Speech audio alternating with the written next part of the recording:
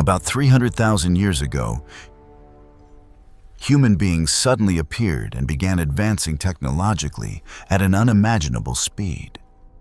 Was that sudden leap in development a miracle of nature, or the result of deliberate genetic intervention? Welcome to the video Anunnaki Genesis, the truth about the creators from Planet Nibiru. In today's journey, we will open the oldest records of the Sumerian civilization to explore a shocking truth. Humanity did not evolve on its own, but was specially designed to become a slave race. The story begins 450,000 years ago, when supremely intelligent beings known as the Anunnaki landed on Earth. They did not come from heaven. They came from Nibiru, a dying planet whose atmosphere had been severely damaged. To save their home world, they needed one massive resource from Earth gold. When their enormous slave labor force, the Igigi, went on strike and rebelled after thousands of years of exhausting gold mining, the Anunnaki leaders were forced to create a new labor tool. By combining their own DNA with that of primitive humans, they created Adamu, the first man. From the truth about unusual genetic mutations in the human brain, to the physiological weaknesses proving that our bodies do not fully belong to Earth, from the great flood that the creators sent down to wipe out their own creation, everything points to an extraterrestrial origin for humanity. Who were they? How did they manipulate mankind, and could the planet Nibiru one day return? Let us now search for the truth about the Anunnaki creators. The unusual evolution of humanity. In the previous video, the Anunnaki were real, but the Bible calls them something else. We decoded the argument that the Anunnaki were the ancient Sumerian gods, the beings who laid the foundation and built a civilization filled with extraordinary inventions such as irrigation systems, sexagesimal mathematics, and even profound astronomical knowledge that should not have existed in that era.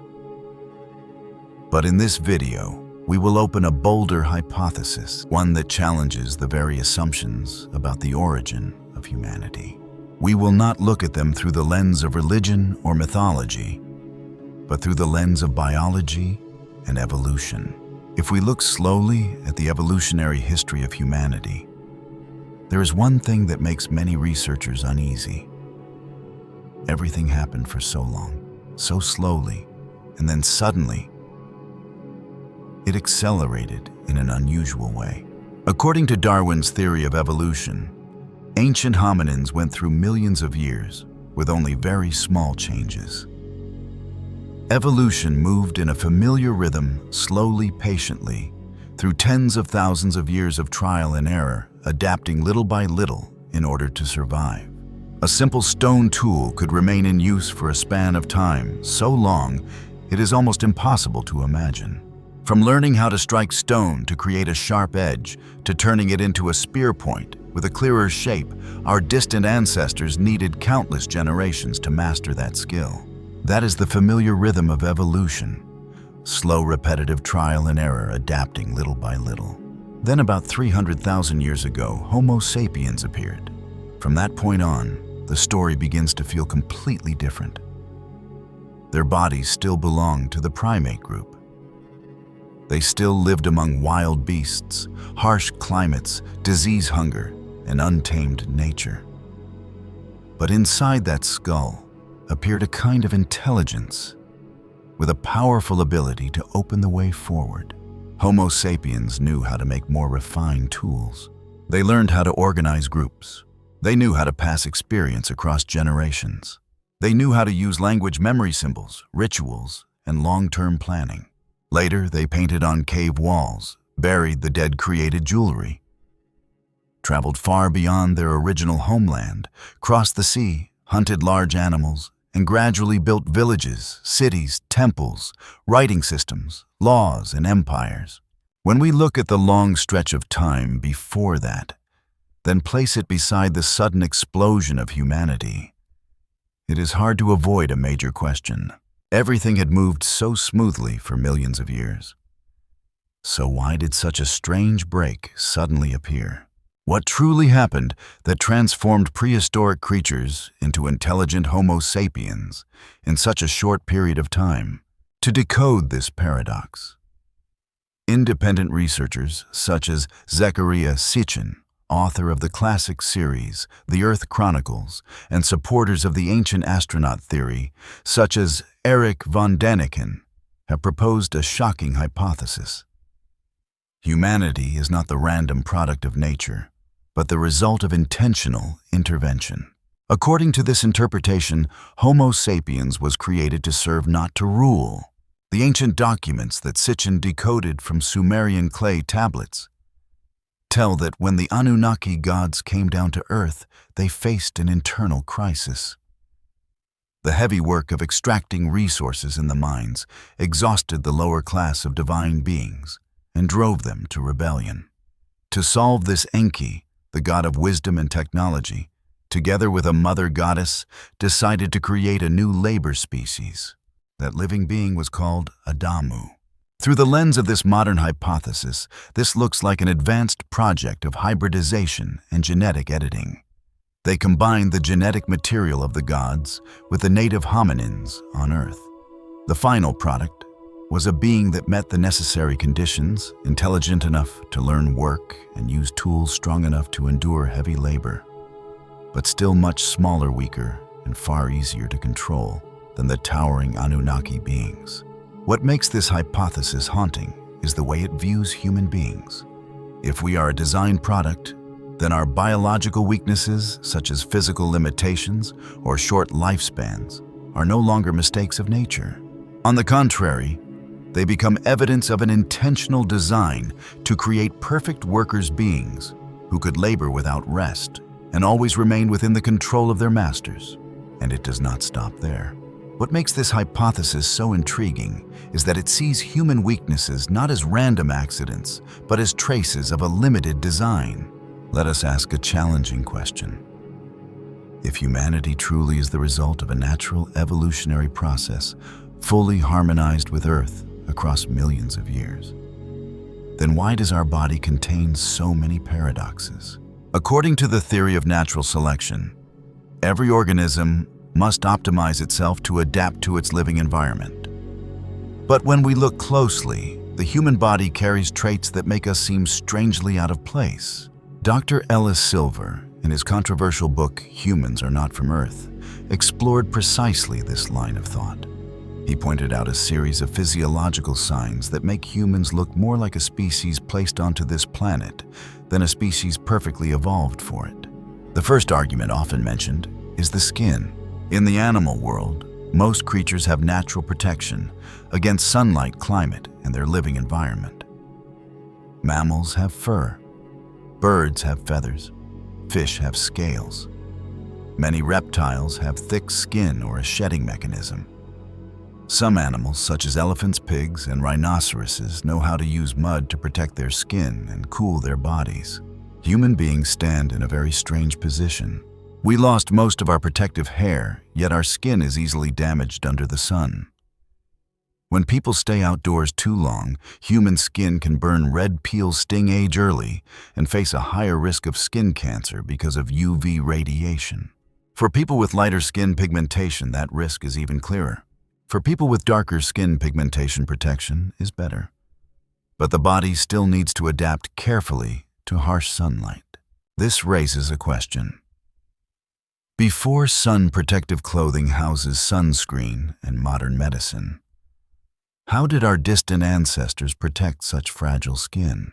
Of course, science has its own explanations. Humans have highly developed sweat glands, helping the body cool itself during long-distance running.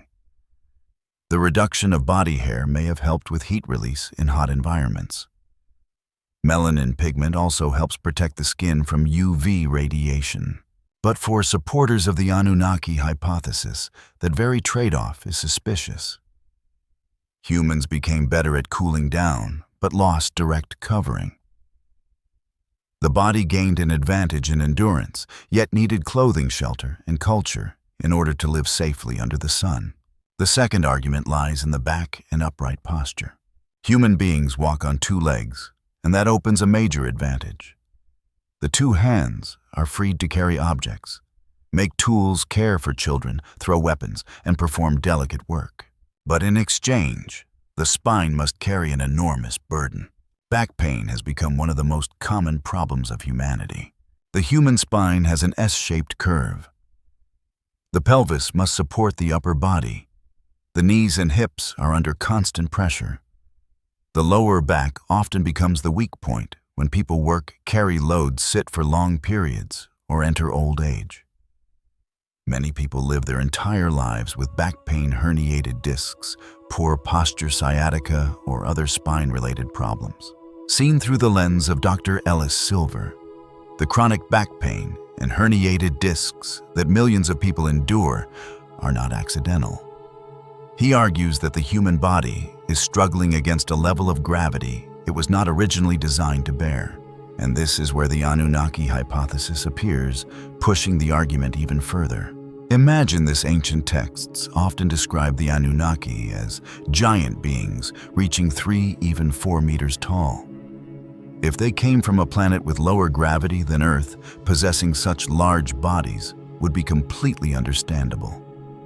But when that design was brought down to Earth, a place with far stronger gravity, everything began to feel unreasonable. To create a labor species, they reduced the scale of that design and combined it with the genetic code of native hominins. The result was beings intelligent enough and strong enough to work, yet carrying an overloaded skeletal frame within ourselves. Perhaps that sense of heaviness, those back pains, or the fragility of the human skeleton are the after effects left behind by joining a design from a low-gravity planet to a high-gravity environment. It sounds insane, doesn't it? But when you look at the inconsistencies within your own body, this argument no longer feels like pure fantasy. It feels like a missing piece in the story of our true origin, and it turns ordinary human back pain into a clue about a deeper origin. Is the human body truly optimized for Earth? Or is it only a design built to serve a specific purpose? The third argument relates to disease immunity and childbirth. Human beings possess high intelligence, yet the body is quite fragile. Newborns require a very long period of care. Mothers during childbirth face greater danger than many other animals. A newborn's head is large, while the mother's pelvis is limited by bipedal walking, making childbirth a dangerous event for both mother and child throughout history. According to this suspicious line of thought after the Great Flood, the creators saw humanity multiplying quickly, spreading widely, and gaining the ability to organize into stronger communities. A slave species that became too numerous, too strong, too durable, and too difficult to control would become a threat. Therefore, they intervened in the human body by shortening lifespan, making the immune system more vulnerable, increasing the risk of disease, and turning childbirth into a process filled with danger. In other words, within this hypothesis, human weakness is programmed. It helps control population. It makes humans need community medicine, social order leaders, and protection.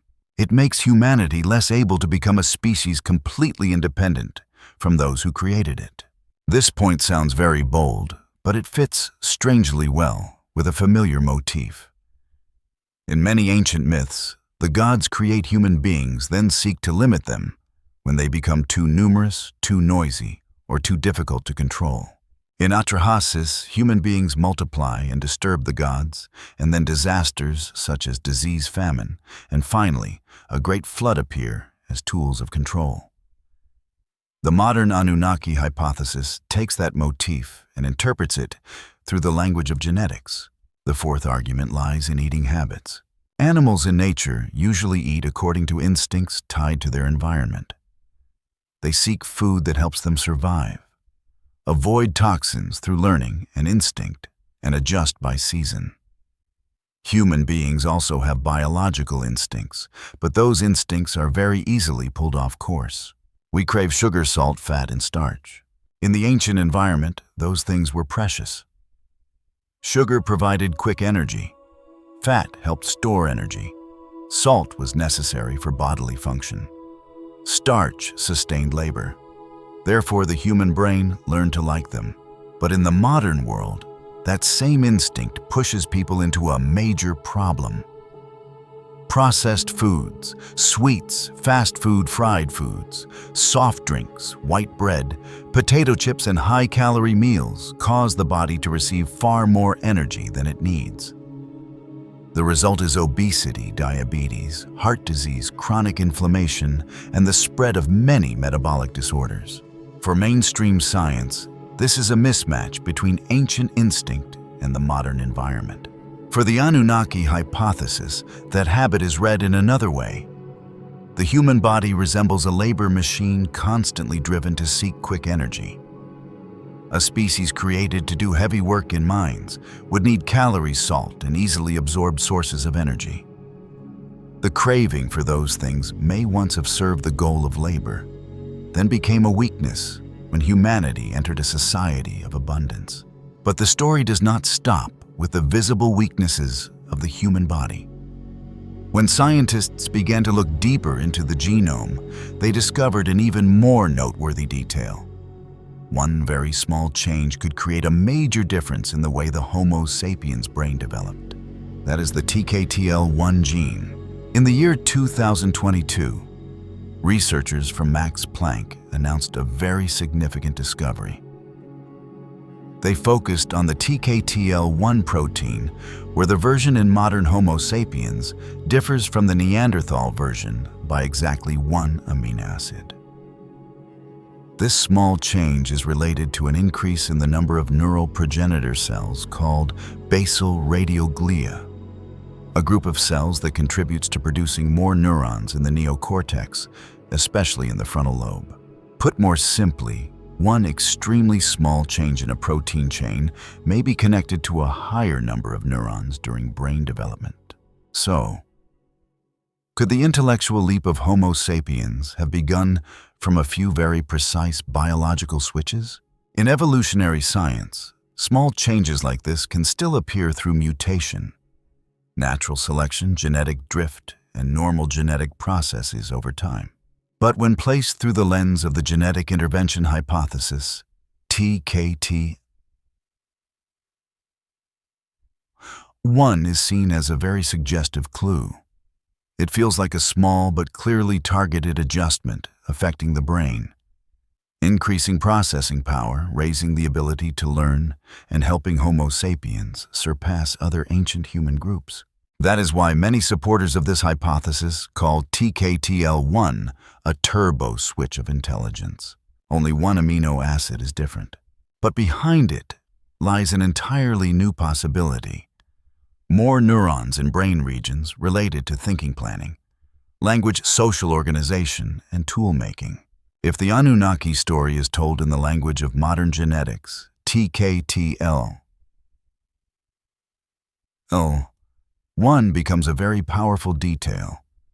It helps viewers imagine that the difference between Homo sapiens and our closest ancient relatives may lie in changes that are very small, very compact, yet aimed directly at the center of intelligence. Is Homo sapiens only the result of a long natural process? Or in the very distant past, did an intelligent hand intervene in life on Earth, choose one hominin species, add another portion of genetic material to it, and create a completely new being? Intelligent enough to work, creative enough to learn, yet still carrying weaknesses that made it easy to control. When we look at each piece separately, everything can be explained in ordinary ways. Skin sensitive to the sun may be connected to hair reduction and heat regulation. Back pain may be the price of upright posture. Difficult childbirth may come from the combination of a large brain and a pelvis adapted for walking on two legs. Cravings for sugar, salt, fat, and starch may be ancient survival instincts amplified by modern society. TKTL1 may be a natural evolutionary change that affected the brain. But when all of these signs are placed together, The Anunnaki hypothesis begins to create a very different picture of the origin of humanity. Human beings possess intelligence far beyond every other species on Earth. We know how to build cities, create laws, calculate the movement of the stars, create machines, languages, religions, and even enormous civilizations. And yet, inside that same body, we carry too many limitations. The skin is easily damaged by sunlight. The spine often hurts under long-term pressure. The body is prone to disease. Childbirth is dangerous. The instinct to eat can easily be pulled toward sugar, salt, fat, and things that harm us. It is precisely this strange combination that makes the Anunnaki hypothesis so fascinating.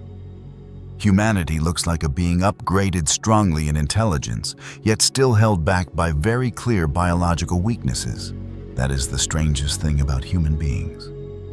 We are intelligent enough to conquer the world, yet fragile enough to always need protection, control, and guidance. A being intelligent enough to ask about the origin of the universe, yet forced to protect its skin from the sun. A being wise enough to create machines, yet still suffering because of the spine. A being capable of building civilization, yet whose childbirth is dangerous enough to require the support of community and medicine. A being able to analyze morality, yet still strongly pulled by sugar, salt, fat, and instant gratification. A being carrying a brain with extraordinary ability, yet only a few small genetic changes can make the story of evolution far more unpredictable. Therefore, the unusual evolution of humanity is not only a biological matter. The greater question is this: did human beings rise on their own through hundreds of thousands of years of adaptation? Or did they once receive a push from ancient beings, whom the Sumerians called gods, who came down from the sky? Of course, the answer to this question is still highly debated. But that debate itself is what makes the story so compelling. Because the more we look at human beings, the more we see something strange in the same body. We carry both greatness and fragility.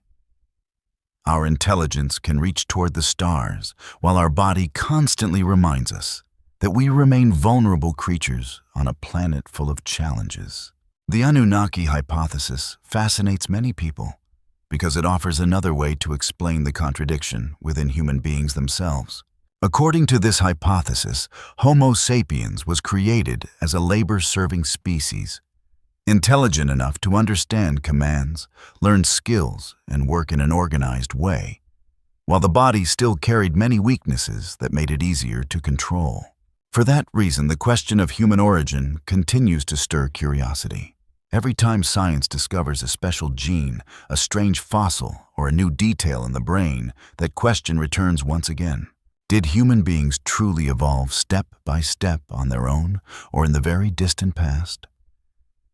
Was there once an intervention that made Homo sapiens different from what we are today?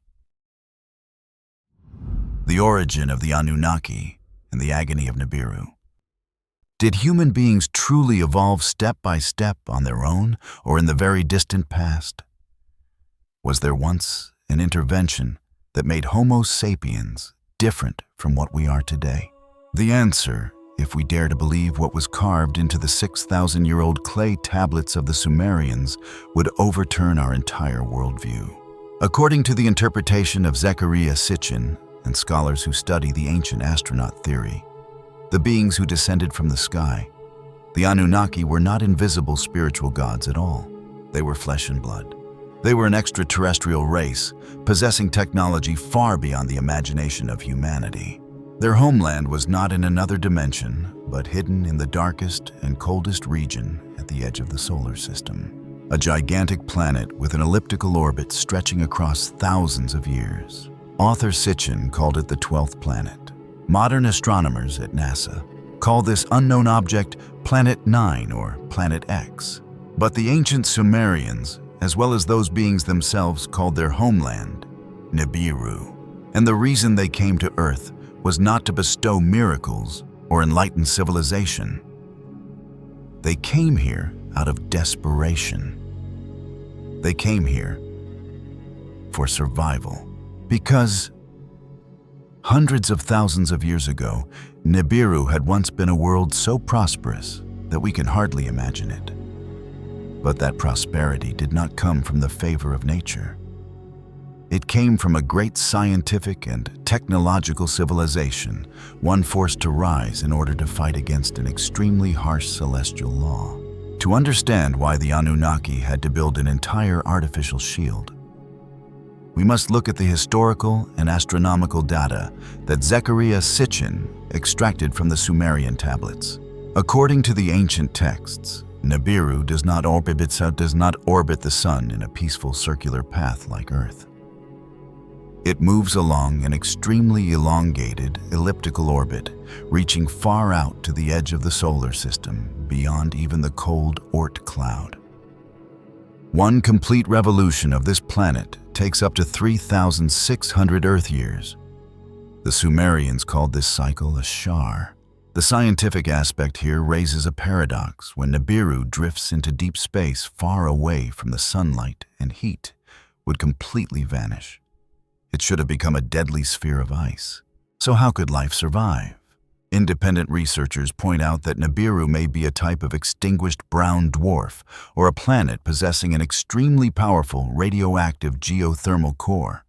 The source of life on Nibiru did not come from the sun, but radiated outward from its own core. But internal heat is not enough if the atmosphere cannot hold it in. Therefore, the ancient scientists of the Anunnaki carried out a project of geoengineering on an unimaginable scale. They created an artificial shield, essentially a dense cloud layer, containing ionized particles and minerals suspended in the upper atmosphere.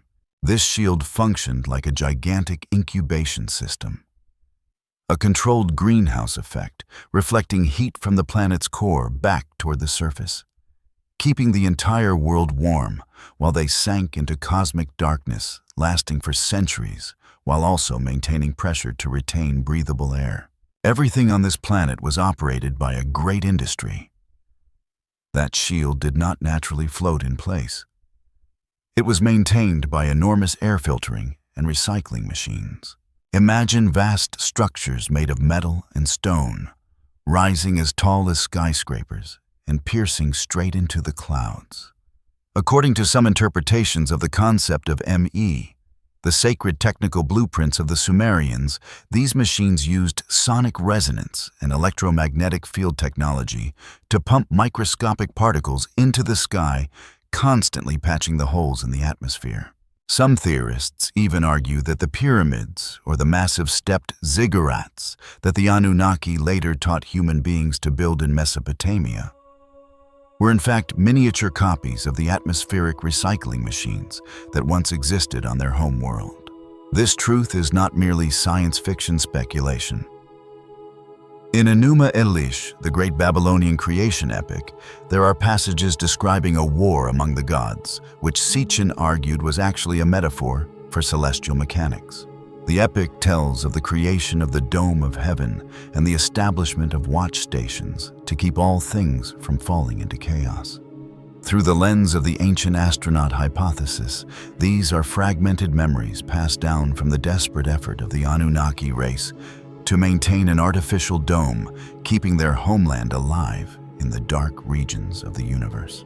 But nature always has its own harsh laws, and disaster often arrives without warning. Deep beneath the ground, a chain of enormous supervolcanoes that had slept for millions of years suddenly awakened. They tore open the planet's crust, billions of tons of ash. Molten rock and blazing red clouds of fire erupted upward, rolling forward, and swallowing everything greatest that the Anunnaki had ever built. The giant air-filtering machines, the proud glory of this civilization, became powerless before the wrath of the ground. They collapsed and shattered in only a few short weeks.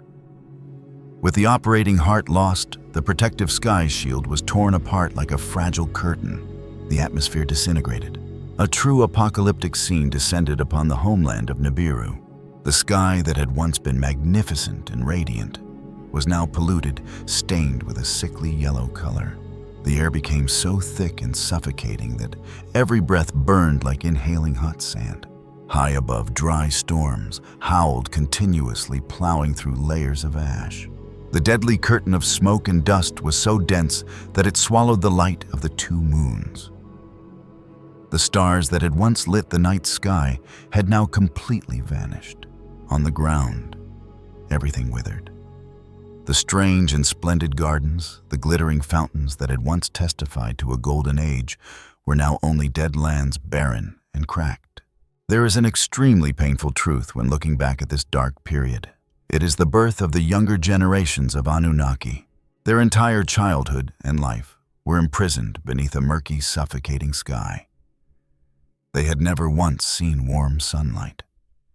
They grew up without knowing what a sparkling star looked like. They had to live like faint shadows, barely surviving on their own dying homeland. And yet, that suffocation, darkness, and bone-piercing cold turned out not to be the cruelest sentence. When the final fragment of the atmospheric shield vanished, Nibiru lay completely exposed to the brutality of deep space. Nothing remained to protect it. The sky was torn wide open. Then the invisible enemy arrived. Deadly streams of cosmic radiation, the most vicious and razor-sharp currents of energy in the solar system, began pouring straight down onto the surface of the planet like a rain of death. It did not kill people instantly with red fire or terrifying earthquakes. This enemy was far crueler than that it destroyed them from within. Radiation silently penetrated. Every layer of protection broke the delicate structure of cells' devastated DNA and stole away the 1,000-year lifespans that had been the supreme pride of the Anunnaki race. Tall, intelligent, powerful beings, those who would later be praised as gods, now collapsed in agony. Strange diseases, infertility, and writhing deaths began sweeping across the planet, sparing no one from the lowest classes all the way to the royal bloodlines, seated upon the highest thrones. They possessed technology beyond time, yet they were completely helpless before the laws of the universe. An entire great world was fading away. Nibiru was not merely dying. It was coldly counting down each final heartbeat toward extinction. The survival of an entire race was now measured only in days. Standing at the edge of annihilation, King Anu, the supreme ruler of Nibiru, could not sit still and wait for a miracle. He immediately summoned the greatest scientific minds into the academic halls. After countless desperate experiments, they found a shocking solution, a single chance to patch the sky. The key to life was gold. The Anunnaki scientists discovered that if pure gold were used, crushed into microscopic particles, nanogold, and launched into the upper atmosphere, this golden dust would remain suspended and form a gigantic reflective network. It would repel harmful cosmic radiation while also creating a greenhouse effect to retain warmth for the planet. But there was one fatal barrier. Gold was an extremely rare metal on Nibiru, and their small reserves had already been exhausted. To patch the entire atmosphere, they needed an enormous amount of gold. With no other choice, King Anu ordered countless probes to be launched throughout the unknown dark regions of the solar system, frantically searching for the life-saving resource. And finally, light appeared. The probes sent back signals from the third planet from the sun. A small blue world wrapped in a powerful magnetic field and possessing endless liquid water. But most importantly, deep beneath its crust were veins of gold so abundant they were almost unbelievable. The Anunnaki called this planet Kai Earth. This life or death discovery opened one of the darkest chapters in the history of the blue planet. King Anu immediately sent his 2 most outstanding sons, Enki and Enlil, leading a massive force of the lower labor class, the Igigi, toward Earth. They did not come here to sightsee. They came to establish the greatest gold mining operation in history. A life and death expedition lasting hundreds of thousands of years, where the Igigi had to endure forced labor beneath the mines, until their anger passed every limit, leading to a shocking rebellion. And to solve that labor shortage crisis, the visitors from Nibiru decided to create a new labor tool, a tool made of flesh and blood. They called it Adamu. Yet for a mad and unprecedented decision, like creating a new species through hybridization, to be approved, the Anunnaki elite first had to pass through a bloody crisis. To understand the real reason behind the birth of humanity, we must go back hundreds of thousands of years, to the very day the first fleets from Nibiru pierced through Earth's atmosphere. When they set foot on the blue planet, they had only one goal: gold. Earth was a gigantic treasure house, with untouched veins of gold lying deep beneath its geological layers. But royal Anunnaki figures, such as Enki or Enlil, of course, would not personally pick up shovels and tools to dig. To carry out this filthy and brutal labor, they brought with them a workforce from the lower class of Nibiru society, the Caste Empire and the tragedy of the Igigi giants. Although primitive humans would later worship them as supreme gods, their society was divided into an extremely harsh and cold caste system, no different from a military dictatorship. At the peak of the pyramid of power stood the royal class, ruled by King Anu and his descendants of pure royal blood, such as Enlil, the supreme commander, and Enki, the chief scientist. Directly below them was the noble elite, the upper Anunnaki. These were scientists, genetic engineers, pilots, and high-ranking commanding officers. They controlled all knowledge and technology. They were the rulers who never let their own hands touch the mud. Throughout the Earth expedition, this noble class only supervised the work from comfortable space stations floating in orbit or rested inside fully equipped palaces that had just been built. And at the very bottom of that society, forced to obey the entire elite system, was the lowest labor class, the Igigi. According to descriptions translated from ancient writings, the Igigi did not have small bodies like us humans. They were true giants with powerful bodies ranging from 3.6 meters to 4.5 meters tall. Although they possessed unmatched muscular strength and extraordinary endurance, that great size could not help them rise above the status of slaves within their own race.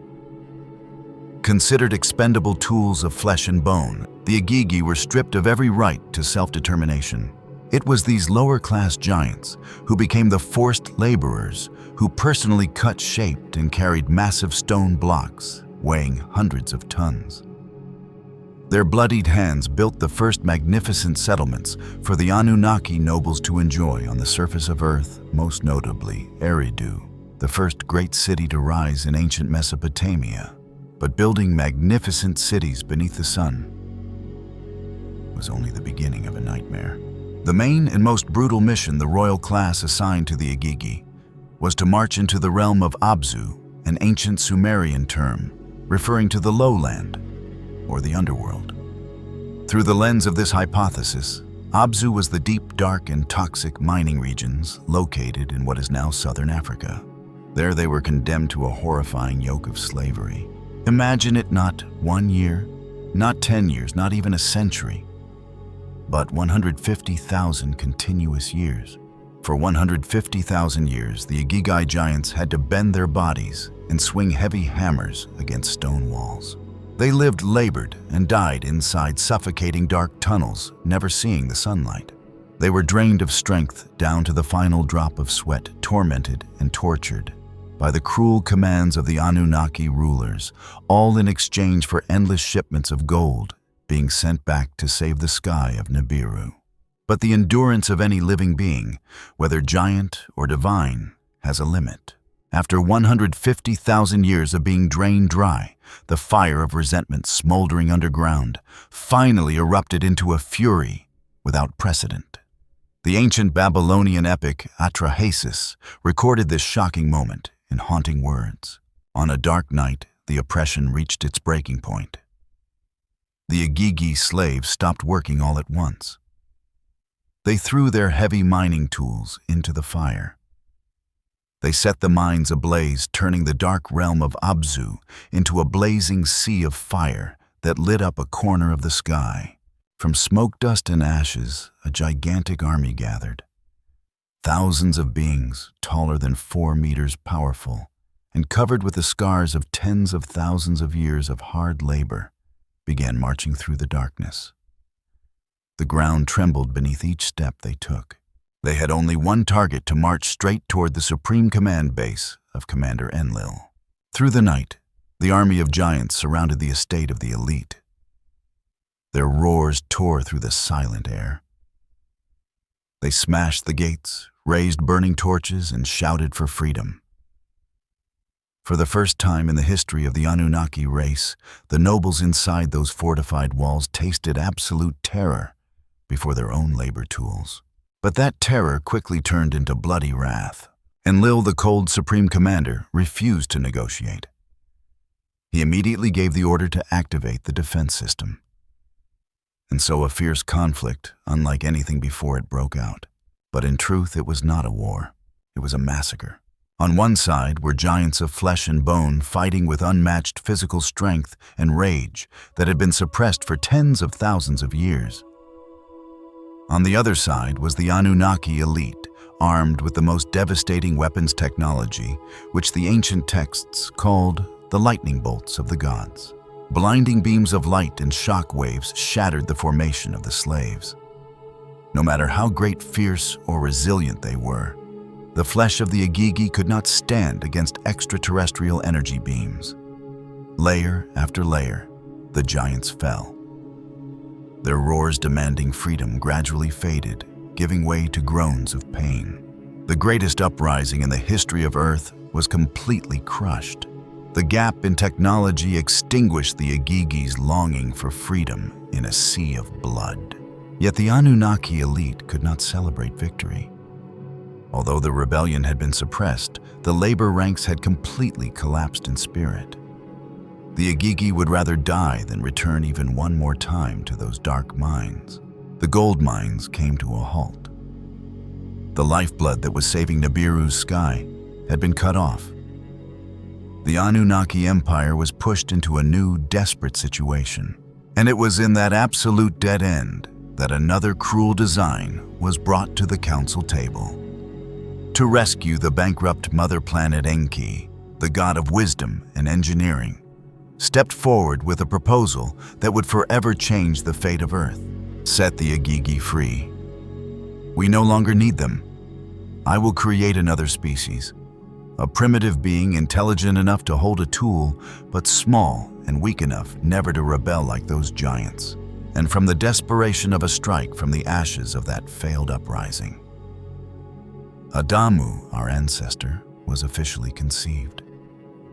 The birth of Adamu and the deception of evolution. In that absolute dead end, another cruel design was brought to the council table. King Anu realized that using violence to force the Igigi giants back into the mines would only lead to the collapse of the entire system. They needed gold, but they also needed a sustainable solution. The final decision was made: no more suppression. Instead, they would create an entirely new labor tool. This impossible mission was assigned to Enki, the great chief scientist of the Anunnaki. The job description for this new creature was extremely clear and brutal. It had to be intelligent enough to understand commands, hold tools, and work relentlessly. But at the same time, it had to be obedient and submissive, and especially, it had to have a limited lifespan.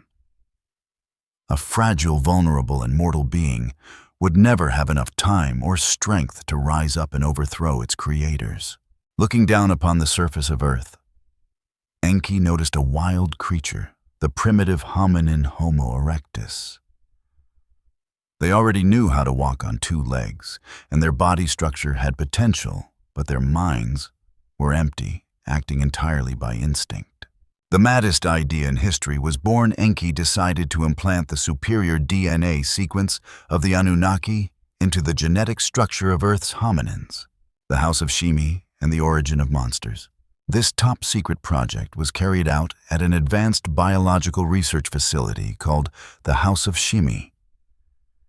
There, Enki worked together with Ninma, a brilliant female scientist, a master of physiology and genetics. At first, they tried to hybridize embryos and cultivate them entirely inside artificial incubation chambers in the laboratory. But harmonizing two genetic systems from opposite ends of the universe was not simple at all. The first prototypes were horrifying disasters. The cells collapsed as soon as they formed. The spines of these creatures twisted and deformed because they could not endure the weight of the body. Their skulls developed in distorted shapes, while their internal organs rotted and weakened rapidly. A few surviving specimens could walk, but they were completely unconscious, nothing more than hollow shells. Even more terrifying, these failed experiments created deformed monstrosities. Have you ever wondered where the hideous creatures of mythology came from? The Gorgons, with serpent hair, the one-eyed giant Cyclops, the death-wailing banshees screaming in the night, or the grotesque two-headed beings. Through the lens of the Anunnaki hypothesis, they were not products of imagination. They were failed hybrid prototypes that escaped or were discarded from the laboratory of Enki and Ninmah. And one fatal flaw caused the Anunnaki great trouble. The surviving prototypes were all sterile. If the creature could not reproduce on its own, the Anunnaki would have to create every single worker by hand inside the incubation chambers. That was an endless burden. Adamu, the perfect slave, recognizing the fierce rejection between the two genetic systems, Enki and Ninmah, made a bold move. They refined the entire DNA sequence, and instead of using artificial machines, they decided to implant the hybrid embryo into the womb of a female hominin on Earth. Let the planet itself nurture its own creature. And the miracle, or more precisely, the perfect intervention of science happened. Less than 1 year later, a baby boy was born. He was not covered with hair like an ape, but carried the posture, facial features, and intelligence inherited from the Anunnaki, though his body was much smaller and weaker. That child was named Adamu. In ancient Hebrew, Adamu means the first man, or the one created from the dust. Adamu was a masterpiece of slave engineering. They stood upright, held shovels and tools in their hands, their eyes lit with awareness, yet they bowed down and obeyed every command. Enlil immediately sent this new species into the darkness of the Abzu mines to replace the Igigi. And because Adamu could reproduce on his own, humanity began multiplying exponentially. From that day forward, the gold mines of the Anunnaki never had to stop operating for even a single moment again. The entire story of Nibiru, the rebellion of the Igigi and the Adamu hybridization project, sounds like the script of a science fiction novel. Most of us were taught in school that these were only wild legends. But there is an invisible boundary now, slowly being erased. What makes modern scientists shudder and what forces independent researchers to raise major questions is that modern biological, archaeological, and genetic data are beginning to match these 6,000-year-old clay texts in an eerily precise way. Let us compare those clay prophecies with the science of the 21st century. First, the mystery of the 300,000-year gap. The evolutionary history of Earth has always obeyed one merciless law: slowness. Our primate ancestors, such as Homo habilis or Homo erectus, needed more than 2 million years just to learn how to sharpen a stone a little better. Development moved at a crawling pace, with countless generations born and dying, only to produce one tiny change. And yet the fossil record points to a paradox exactly around 300,000 years ago. A timeline that perfectly matches the period of the Igigi rebellion. In the Sumerian documents, Homo sapiens suddenly appeared. There was no smooth transition. There were not enough missing links to explain the explosion in cranial capacity and abstract thought. We went from unconscious gatherer-like creatures to a species capable of language, art, and rule. This change does not look like blind natural selection. It looks exactly as if Earth had just received a new software update overnight. Second, the TKTL1 turbo switch and the hand of the genetic engineer. If there is any evidence suggesting that we are the product of a laboratory, it lies in our genetic code. In the year 2022, a shocking study from the Max Planck Institute, one of Germany's most prestigious scientific research institutions, uncovered the ultimate secret behind human intelligence. That secret lies in a gene called TKTL1. This gene is what activates the human brain to produce an extraordinary number of neurons in the neocortex, helping us surpass the Neanderthals, completely beings who had larger skulls but lower intelligence. But what is the most terrifying and unreasonable part? The human TKTL. One gene differs by exactly one single amino acid compared with other primates. An extremely tiny change, yet targeted with absolute precision. It functions no differently from a turbo switch turned on to activate intelligence. Conspiracy researchers argue nature needs millions of years of trial and error to create a mutation. So how could it produce a cut as precise as a surgical blade, creating advanced consciousness without collapsing other survival functions? It does not look like evolution. It looks exactly like a high-tech genetic editing operation, like CRISPR today, performed by a civilization millions of years ahead of us. Third, the design flaws of an alien being. Ecologist Dr. Ellis Silver, in his controversial book, Humans Are Not From Earth, pointed out a bitter truth. If human beings were the result of an evolutionary process harmonized with Earth, we should have been the most perfectly adapted creatures. But reality shows the opposite. Our bodies are filled with defects in relation to this environment. Our skin is fragile, easily burned by the sun, and vulnerable to cancer when exposed to Earth's very own sunlight. Our immune system is strangely sensitive. Our skeleton seems never to have fully adapted to standing upright under this planet's gravity, leading to chronic back pain.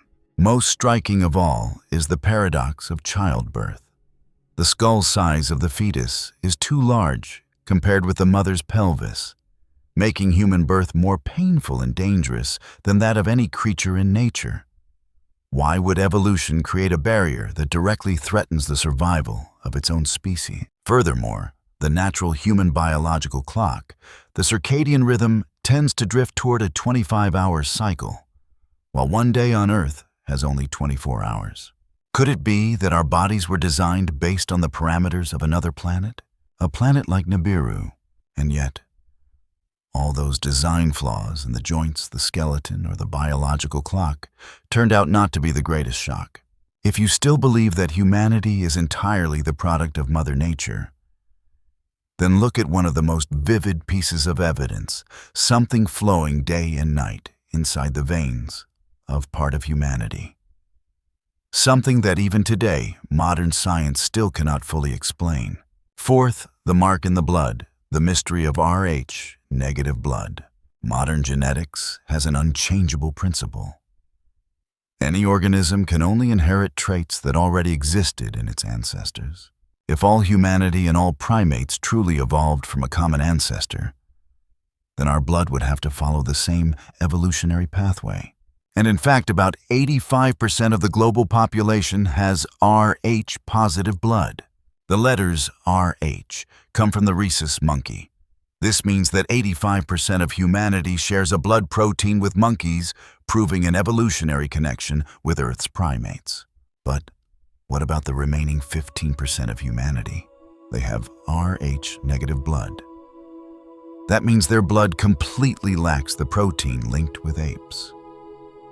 Their evolutionary connection to the native primates has been completely severed. How could a species supposedly evolved from apes produce a branch of humans carrying blood that completely breaks away from that evolutionary chain, Rh? Negative blood exists like a biological paradox, overturning and directly challenging Darwin's theory of evolution. The origin of Rh-negative blood is extraordinarily strange, and it has ignited some of the fiercest debates. Some researchers have proposed the hypothesis that Rh-negative blood must have a non-human origin. It may be a remaining genetic legacy of the giant race that once lived on Earth in the earliest age, the Igigi giants who were enslaved in the dark realm of Abzu, which we have just mentioned. But another hypothesis is far more shocking. Scholars of the ancient astronaut theory suggest that the DNA of people with ERH negative blood does not belong to this world. It is the most original, least mixed portion of the extraterrestrial genetic engineers. It is the true blood of the gods, the direct genetic code of the Anunnaki still being passed down to this day.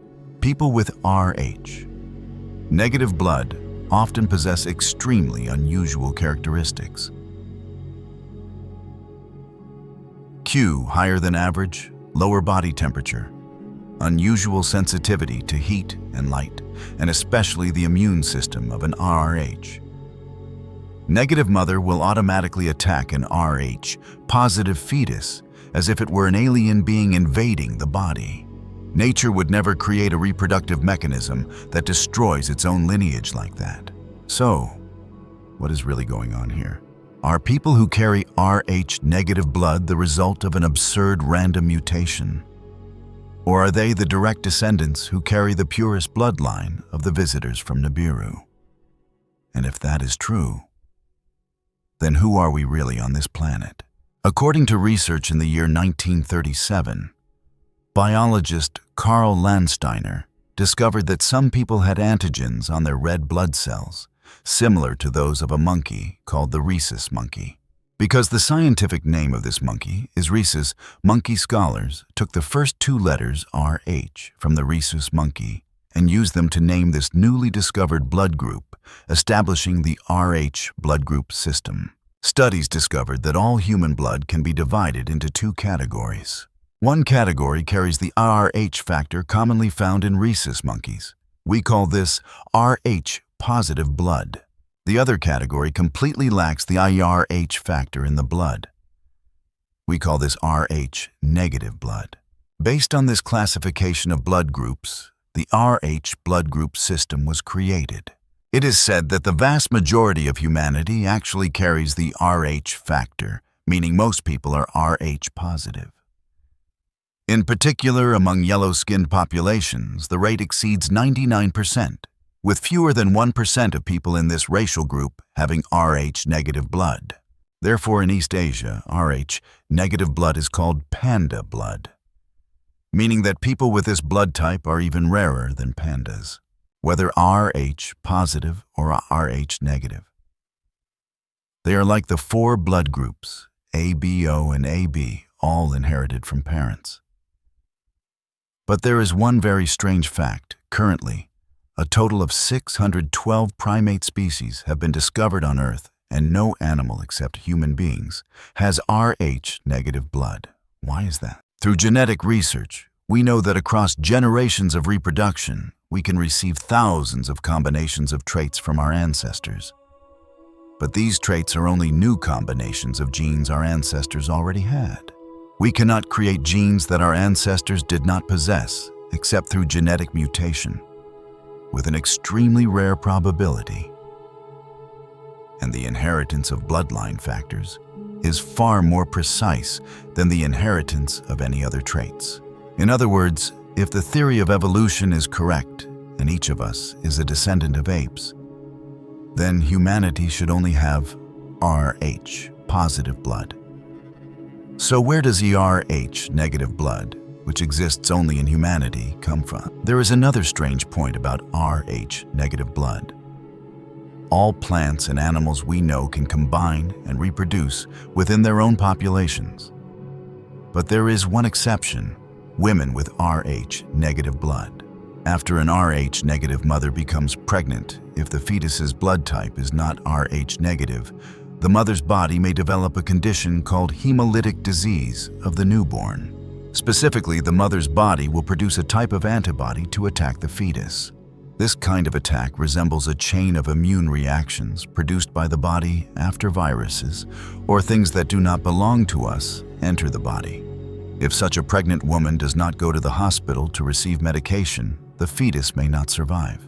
Why would the mother's body consider the fetus not to be of the same kind as herself? In nature, hemolytic disease of the newborn occurs only when mating takes place between different species. For example, hemolysis occurs when a horse and a donkey produce a mule.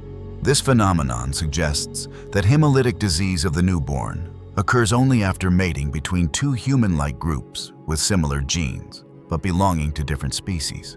Does this mean that the ancestors of people with Rh-negative blood and the ancestors of humans with Rh-positive blood were actually two different races? Did Rh-negative blood originate from the divine race of giants? In the world population, Rh-negative blood is not randomly distributed across the globe, but is concentrated in certain places. In East Asia, Rh-negative blood accounts for less than 0.5%. In Africa, Rh-negative blood accounts for about 1%. In Europe, as many as 15% of people have Rh-negative blood, and it is highly concentrated in the Basque Country. In the Basque Country, the proportion of the population with Rh-negative blood is as high as 35%. If people carrying recessive Rh-negative blood are included, then 90% of the 3 million people in the Basque Country are Rh-negative. On a global scale, that is highly unusual. What kind of place is the Basque Country? In fact, it lies in an anonymous region of Spain, between the two countries of Spain and France. It is said that the Basques themselves are an unsolved mystery. Although they are caught between Spain and France logically, they should have some relation to the surrounding regions. But from an anthropological perspective, they have no blood relation to the Spanish, the French, or even to Europe as a whole. Although they live in the heart of Europe, the Basque people are completely different. First of all, the origin of their people still has no certain answer. They not only look very different from Europeans, but their language system based on grammar pronunciation and the laws of language evolution still cannot be identified as belonging to any language family known to humanity. In the end, linguists had no choice but to jokingly call the Basque language the language of God, because they felt that apart from the Basques themselves, only God could understand what they were saying. Why is the rare Rh-negative blood group concentrated in a place with unclear origin and an unclassified language? Could all of this be only coincident? The Basques themselves believe that they are descendants of the giants known as the Nephilim or Nephari. The Nephilim are recorded in the Old Testament, including Genesis chapter 6 verses 1 through 4 and Numbers chapter 13 verse 33. In Genesis, it is recorded as follows: At that time there were giants on the earth. Afterward, the sons of God and the daughters of men came together and bore children. Those people were the mighty warriors of ancient times, famous figures. In Hebrew, Nephari means those who came down from the sky. According to the record, these giants first lived in Canaan. When the Israelites came to Canaan, they were extremely afraid when they saw these tall giants, so they revered them as gods and called them Nephilim. They were the descendants of a group of fallen angels, led by Lucifer, who married human women. According to tradition, the Nephilim were extremely brave and warlike, with low body temperature, high IQ, red hair, an extremely powerful sixth sense, and very distinctive eye color. In China, Rh-negative blood is mainly concentrated among ethnic minorities. The Miao people have 13% Rh-negative blood, which is a relatively large proportion, while the rate among the Han people is very small, only 3 per thousand. According to mythology, the Miao are a branch of the Zhuli tribe connected to Qi Yu, and the Miao have always regarded Qi Yu as their ancestor. Qi Yu, in the records, was also a giant, brave, and warlike. In ancient times, Qi Yu led the Zhuli tribe in battle against the two emperors, Yan and Huang, and later generations praised him as a military saint or god of war. If the mythological Qi Yu truly existed, the Miao people may be his direct descendants and the Rh-negative blood among the Miao. If passed down from generation to generation, means Qi Yu may have had Rh-negative blood. From the current viewpoint, the distribution and beliefs connected to Rh-negative blood seem to relate to the race of giants. You may say this was caused by genetic mutation, and that as long as we call it mutation, every problem is solved. But is there any other possibility? Rh negative blood from outer space. Some other scholars believe that Rh negative blood may have originated from the Anunnaki. Who were the Anunnaki? As we analyzed above, the Anunnaki were not natives of Earth, but came from the planet Nibiru in outer space, an extraterrestrial civilization that arrived on Earth in ancient times. Zechariah was a scholar deeply interested in folk science. Zechariah Sitchin believed that the Anunnaki gods created a portion of humanity as a slave race. This group was the product of intelligent design by the Anunnaki 450,000 years ago. The Anunnaki of that time mixed their own genes, DNA, with the genes of prehistoric humans on Earth in order to obtain manpower to help them extract Earth's natural resources, especially gold. Their home planet Nibiru was a mysterious large star at the edge of the mysterious solar system. But later it was damaged, and the only thing that could save that celestial body was gold. Because gold can reflect a type of infrared ray invisible to the naked eye. After this light interacts with temperature radioactive material and certain particles, it produces thermal energy, forming an excellent thermal protective layer that can extend the lifespan cycle of the planet.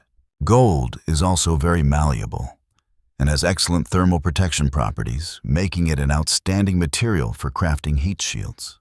For extraterrestrial spacecraft, it is extremely suitable, and for any aircraft using electrical transmission, it is an even more precious resource. Why did the Anunnaki use their genes to mix with Earth humans? We do not know whether the ERH blood group truly came from the Anunnaki. That is only the personal speculation of some scholars. But traces of the Anunnaki presence on Earth have been discovered all over the planet. The buried traces and the legacy of the gods. The truth about our origin is not only hidden inside DNA sequences, it is also carved deep into the earth and passed down through the stories of civilizations separated by tens of thousands of miles. The Sumerians in Mesopotamia were not the only people who knew this story. On another continent in the sacred traditions of ancient African tribes, they also preserved terrifying memories of a past of slavery. The shamans of the Zulu tribe have whispered for generations about a distant age when messengers from the stars descended to Earth in flaming chariots. According to Zulu tradition, these beings came down to Earth not to give miracles, but to dig. They frantically mined gold and other precious resources. And to serve that brutal work, they created a group of laborers called the First People. The Zulu records describe these first people as possessing breakthrough intelligence that allowed them to use complex tools, a detail that makes modern scholars shudder because it matches perfectly with the hypothesis they were the first products genetically modified by extraterrestrials. And archaeology has unintentionally strengthened those traditions. In the majestic Andes of Peru, archaeologists have discovered ancient gold mining sites dating back as far as 50,000 years. When they went deeper inside, they witnessed traces that left mainstream science confused. The tunnels were cut through hard rock piercing thousands of feet, hundreds of meters down into the dark depths of the earth. With the technology of 50,000 years ago, a time when textbooks say humans only used animal bones and crude stones digging mines that deep and stable would have been completely unimaginable. Who gave them light at that depth? Who taught them how to ventilate the tunnels so they would not suffocate? Could there have been a force with advanced technology directing this entire vast worksite, or were those mines never operated by humans in the first place? Even more astonishing, besides gold, the ruins in Peru also reveal an extremely unusual sign. They mined enormous quantities of special minerals such as quartz, hematite, and red ochre. Stop and think for a moment. Quartz cannot be used as food. It is also too brittle to forge into spears or hunting tools. But in the science of the 21st century, quartz is a core material vital to semiconductor technology, microchips, and energy transmission. So, what did primitive humans wrapped in loincloths and holding stone hammers need tens of thousands of tons of quartz for?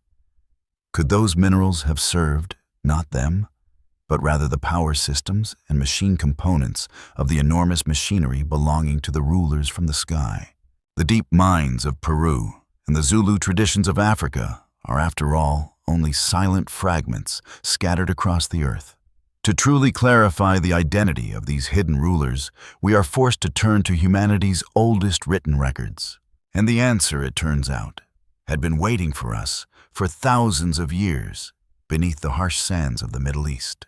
In the middle of the 19th century, a British archaeological team, led by Sir Austen Henry Layard, carried out excavations at Nineveh, a legendary city once described as one of the greatest urban centers in the Bible. There, deep in the ruins of the royal library of the ancient Assyrian kingdom, they found a treasure that completely overturned humanity's understanding of history. Tens of thousands of clay tablets, densely carved with cuneiform characters. The most prominent and important among them was a great epic called Enuma Elish, better known among scholars as the Seven Tablets of Creation. Mainstream archaeology views these only as early mythological stories. But through the lens of ancient language researchers, the Seven Tablets of Creation are not a fantasy poem. They are a report, a chronicle recording in extreme detail the event in which a group of powerful beings, those who called themselves Anunnaki, descended from the sky to earth. And on these clay tablets, the process by which the Anunnaki genetically intervened, shaped and created the human race to serve the work of extraction, was recorded plainly. If the texts at Nineveh are true, a major question immediately arises throughout hundreds of thousands of years of ruling over humanity and forcing humans to mine gold. Where did these Anunnaki gods live? They could not float in the sky forever. They needed a base on the ground. Once again, the traces lead us back to the land of Abzu, southern Africa, the place with some of the richest ancient gold veins in the world. About 150 kilometers west of the busy port of Maputo in South Africa, scholars and independent researchers discovered a shocking truth. Hidden beneath layers of wild grass lies a massive complex of ruins stretching beyond the eye's reach. These are not huts or tombs of primitive humans. The traces left behind show the remains of an extremely complex metropolis with networks of giant stone circles, water channels, and sophisticated planning systems connected directly to ancient gold mining areas. What chills scientists is its age. Geological reports and measurements of stellar alignments, known as archaeoastronomy, indicate that this prehistoric city of the Anunnaki was constructed around 160,000 to 200,000 years before Christ. The number 200,000 years ago is not random.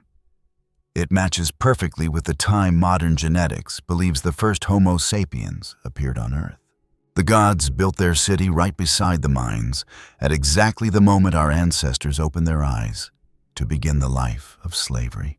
All the fragments from the mines of Peru to African traditions to the ancient Sumerian tablets seem to converge at one point, although mainstream science still has not provided a final explanation.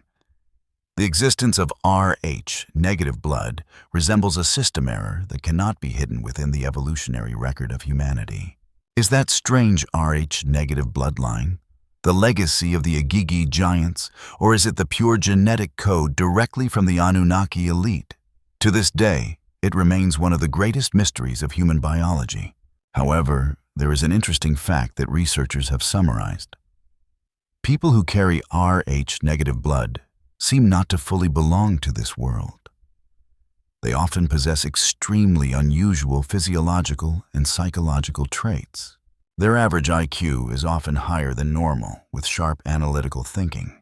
Their body temperature is lower than the standard norm, often accompanied by low blood pressure. They are extremely sensitive to sunlight and high temperatures, as if they were designed for a planet with less light. And especially, they often possess a very powerful sixth sense and intuition so sharp that it is difficult to explain. The story of our origin may still require a great deal of time before an official answer can be found.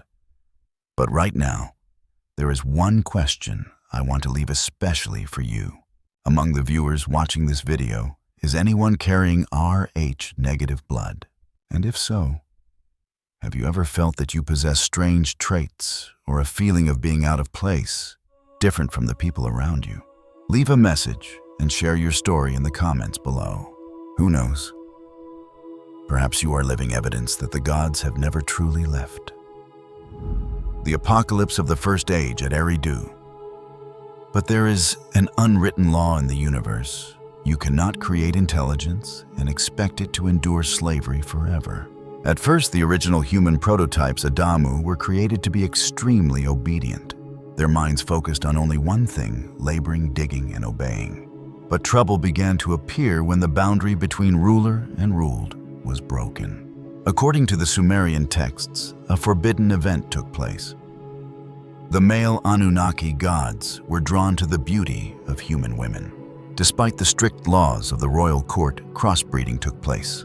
The result of this violation was the birth of a hybrid generation with extraordinary intelligence, most notably Adapa beings, whom the Bible would later call the Nephilim, the giant god-human hybrids. And this was the moment when the slave design slipped out of control. The original design of the Anunnaki elite was a slave workforce with a precisely calculated population, enough to work yet easy to control. But they underestimated the most powerful primitive instinct of Earth's biological matter, the ability to survive and reproduce. Contrary to the elite's strict population control order, the new generation of humans carrying both the violent blood of the gods and the wild instincts of primates multiplied at a speed that astonished and terrified the very beings who had created them. Human lifespan was short compared with the Anunnaki, but the rate of human reproduction was like a swarm of locusts breaking loose. Before long, Eridu, the first great city, the jewel of Mesopotamia, once the perfect and silent settlement of the royal class, was now besieged by a sea of people. Filthy, miserable slums overflowing with garbage sprang up like mushrooms, crawling all the way to the foot of the sacred ziggurat towers. But the real disaster did not lie in the crowded space. It lay in the stomach. The ration distribution system managed by the Anunnaki completely collapsed. Supplies ran dry, drinking water became scarce. And when hunger began to tear at the body, the mask of obedience was stripped away at once. The once docile slaves now returned to the most brutal primitive instincts. Riots broke out in every corner of Eridu. Human beings no longer aimed their spears at stones inside the mines. They aimed them at their own kind. Brothers slaughtered one another over a dry piece of bread. Tribes butchered one another savagely to fight over every muddy pool of water. Lust, deception, and greed for gold. The inheritances passed down from the gods themselves were now multiplied 10,000 times inside the human form. Eridu became a hell on earth. The blood of slaves poured across the ground, staining red the smooth stone roads leading up to the temples of the gods. The clean air that had once been filled with the fragrance of royal incense was now replaced by the filth and stench of corpses and disease. From the heights of the temples enthroned among the clouds, Supreme Commander Enlil looked down upon earth with absolute disgust. According to the Atrahasis epic, the noise of mankind robbed this supreme god of sleep. But that noise was not merely ordinary loud sound. It was a painful, deafening chaos of millions of screams, fighting for survival, cries of agony, and the endless clash of weapons echoing day and night. A nightmare of sound rose straight from the earth into the magnificent halls above, shattering the proud silence of the Anunnaki elite. In Enlil's eyes, the creatures that had once been obedient slaves had now become a swarm of uncontrolled vermin, multiplying wildly, tearing one another apart and defiling the very garden the Anunnaki had labored to build. Without a trace of pity, Enlil decided to carry out a merciless cleansing. He wanted to erase the existence of humanity completely. A blockade order was given.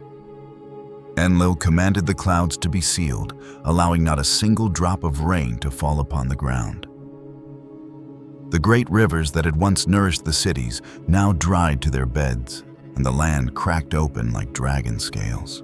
When thirst and hunger were still not enough to finish them, Enlil continued by sending terrifying pathogens down to the earth. A deadly plague swept through the settlements. Bodies piled up like mountains. Flies filled the sky. Miserable cries echoed from the streets all the way to the gates of heaven. This was no longer a natural disaster. It was systematic genocide. But in the middle of that hopeless scene and the stench of death, one being could not stand by and watch. That being was Enki, the chief scientist, the one who had shaped humanity with his own hands. To Enlil, human beings were only obsolete tools that needed to be destroyed. But to Enki, they were the greatest masterpiece of his life. No matter how much lust and imperfection they carried deep inside those writhing lives, still flowed the blood of the Anunnaki themselves. Defying the absolute prohibition of the royal council, Enki acted in the dark. He secretly broke through Enlil's blockade. Through hidden messengers or by disguising himself as an anonymous figure, Enki walked among the dying people. He showed them how to find underground water veins, hidden hundreds of feet beneath the dry stone. He taught them how to crush plants to make antidotes, how to prepare herbal medicines to push back disease, and how to read the stars in order to farm again. Thanks to the intervention of this father, every time humanity was pushed to the very edge of extinction, it rose again with stubborn strength, survived, and continued multiplying even more rapidly than before. When Enlil looked down upon the earth and saw that the vermin still existed freely, his wrath crossed every boundary. He immediately recognized the betrayal of his own brother. The fierce confrontation between these two supreme leaders pushed the Anunnaki Empire to the brink of civil war. Enlil swore that this time he would no longer use plague or drought. He needed an absolute weapon of destruction, a catastrophe so devastating that even Enki's genius mind would be powerless before it. And then, as if by a cruel arrangement of creation, the universe gave Enlil the perfect opportunity. Reports from the space observation stations sent back shocking news. The orbit of the mother planet Nibiru was changing. A terrifying celestial mechanical event was about to strike Earth directly. Enlil smiled coldly. The opportunity to erase humanity, once and for all, had truly arrived. By that time, the Anunnaki had extracted enough gold to patch the sky of their homeland. But at that exact moment, their space warning system sounded a red alert. The planet Nibiru, their homeland, was completing its 3,600-year cycle. After stretching out from the distant darkness beyond Pluto, it was rushing back into the inner solar system and preparing to pass at an extremely dangerous distance from Earth. Recognizing the coming disaster, the Anunnaki elite decided to close the mines, gather the gold, and evacuate to the space stations floating in orbit, leaving human beings behind on the ground. As Nibiru approached, it flew between Earth and the Moon at a terrifying speed of 40,000 miles per hour, about 64,000 kilometers per hour. You have to understand that Nibiru is a gigantic planet, roughly the size of Neptune. As it passed by, its enormous gravity created a terrifying pull, cruelly tearing open Earth's crust. The end of the world had truly descended. The tectonic crust shattered. Earthquakes became so violent that great stone buildings were crushed like sand. A chain of supervolcanoes awakened, vomiting fiery rocks the size of houses straight into the sky, blocking the sunlight and turning day as black as ink. Then the most terrifying thing came from the ocean. The gravitational pull of Nibiru dragged the waters of Earth with overwhelming force. Along the coastlines, the water was suddenly pulled hundreds of miles away, exposing muddy seabeds that stretched all the way to the horizon. A deadly silence covered everything. Only a few minutes later, the ocean came roaring back. A gigantic tsunami wall rising up to the dark clouds thundered inland. Its destructive power tore through mountains, swept away every living creature, and drowned almost all the continents beneath the ocean floor. Humanity, together with all its sins and desires, was swallowed by the raging waters, the genocide plot, and the boat of life. From the space station, the Anunnaki Council looked down upon Earth, now only a muddy ball of water. Enlil was deeply satisfied. He declared that the Great Flood was the perfect way to cleanse Earth, destroy that noisy species, and begin a new age. But Enlil did not know that his brother had outwitted him once again. Unable to watch his biological masterpiece be exterminated, Enki violated the Council's oath of silence. He secretly contacted an exceptionally wise and moral human man named Utnapishtim, the original prototype of the biblical figure Noah. Enki gave Utnapishtim the blueprint to build a massive submarine, the Ark. But it did not only contain animals. From the viewpoint of the ancient astronaut theory, Enki gave Utnapishtim the seeds of all living things, meaning the DNA bank of every species to preserve life. When the tsunami came crashing across the Earth, Utnapishtim's vessel was sealed shut and drifted without direction across the raging ocean. After many days of storms, Utnapishtim released birds to search for dry land. When the bird did not return, he knew the waters had receded. The vessel came to rest on a high mountain peak. The surviving living beings stepped out of the chamber, and humanity was officially reborn. It was not myth, it was history. After hearing the story above, many people will surely laugh and say, this is only a fairy tale borrowed from the Bible. But archaeological truth tells a completely opposite story. The Bible is not the original version. The first written record of the Great Flood and the rescue vessel appears in the Sumerian epic of Gilgamesh, written on clay tablets at least 3,000 years before the Bible. The most shocking point that historians cannot explain is this: more than 140 cultures and religions across the world all share a flood myth about a destroying great flood. From the Sumerians of the Middle East, to the Bible of the Jewish people, to the legends of ancient China, the Hindu epics of India, the Maya culture of the Americas, the Norse peoples, and the Polynesian natives of the Pacific. Even one strange detail often repeats. Usually only a small group of 8 people survives on a boat. How could 140 completely isolated civilizations, separated by enormous oceans, with no communication in ancient times, all tell the same disaster story with almost identical details? There is only one logical answer: it was not invented. That flood was a physical catastrophe that truly swept across the world on a global scale. Today, geologists call this event the Younger Dryas period. Evidence from ice core drilling in Greenland and the massive erosion marks on the stone surface of the Sphinx in Egypt indicate that around 13,000 years ago, Earth passed through an extreme event of climate change and rising sea levels, wiping out most giant animals and pushing humanity to the brink of extinction. Once again, myth and science meet at one point. Could it be that our past was far more violent and far greater than anything written in textbooks? The gift of civilization and humanity's first records. When the wrath of the Great Flood passed, the waters gradually receded, leaving behind a ruined Earth buried under thick layers of mud. The survivors stepped out of the rescue vessel, helpless, naked, and afraid. Almost all the legacy knowledge and technology humanity had accumulated before had been swept away by the raging waters. Once again, human beings were pushed back into the darkness of the Stone Age, forced to begin again from nothing.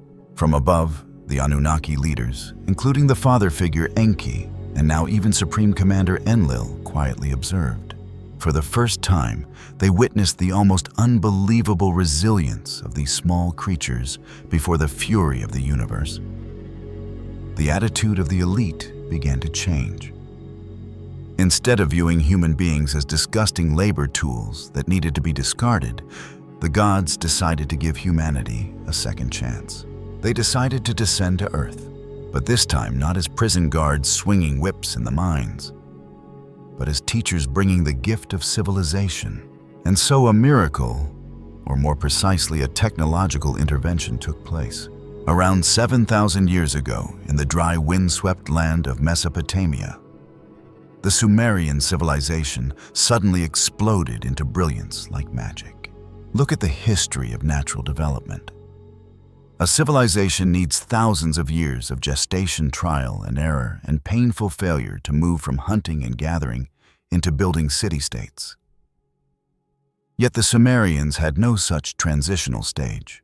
Under the direct guidance of the Anunnaki, they were like preschool children who woke up and suddenly possessed a doctoral degree. They held knowledge far beyond their age and created countless firsts of humanity in the blink of an eye. This development did not happen randomly. It was established according to an extremely logical system, moving from the foundation of survival to the formation of an empire. First, mastery of agriculture and water control. Mesopotamia, located between the Tigris and Euphrates rivers, was originally a harsh land. The floods there were extremely unpredictable and destructive, easily sweeping away every human effort. Yet our ancestors suddenly possessed complex knowledge of hydrology. They did not merely dig simple ditches. They built a large-scale network of canals, dams, and floodgates. They transformed the violent flow of nature into a perfect and controllable irrigation system. Along with that, they forged the first agricultural plow. Even more astonishing, it was not merely an ordinary wooden blade for turning soil, but a mechanical cedar plow that automatically dropped seeds into the furrows with precision. These inventions permanently changed the way human beings worked. The land turning deadly marshlands into massive wheat fields capable of feeding tens of thousands of people. But when you possess a huge surplus of food, a new problem immediately arises. How do you transport it far away? How do you exchange and protect these great stores of wealth? That was when the teachers from the sky gave them the second key.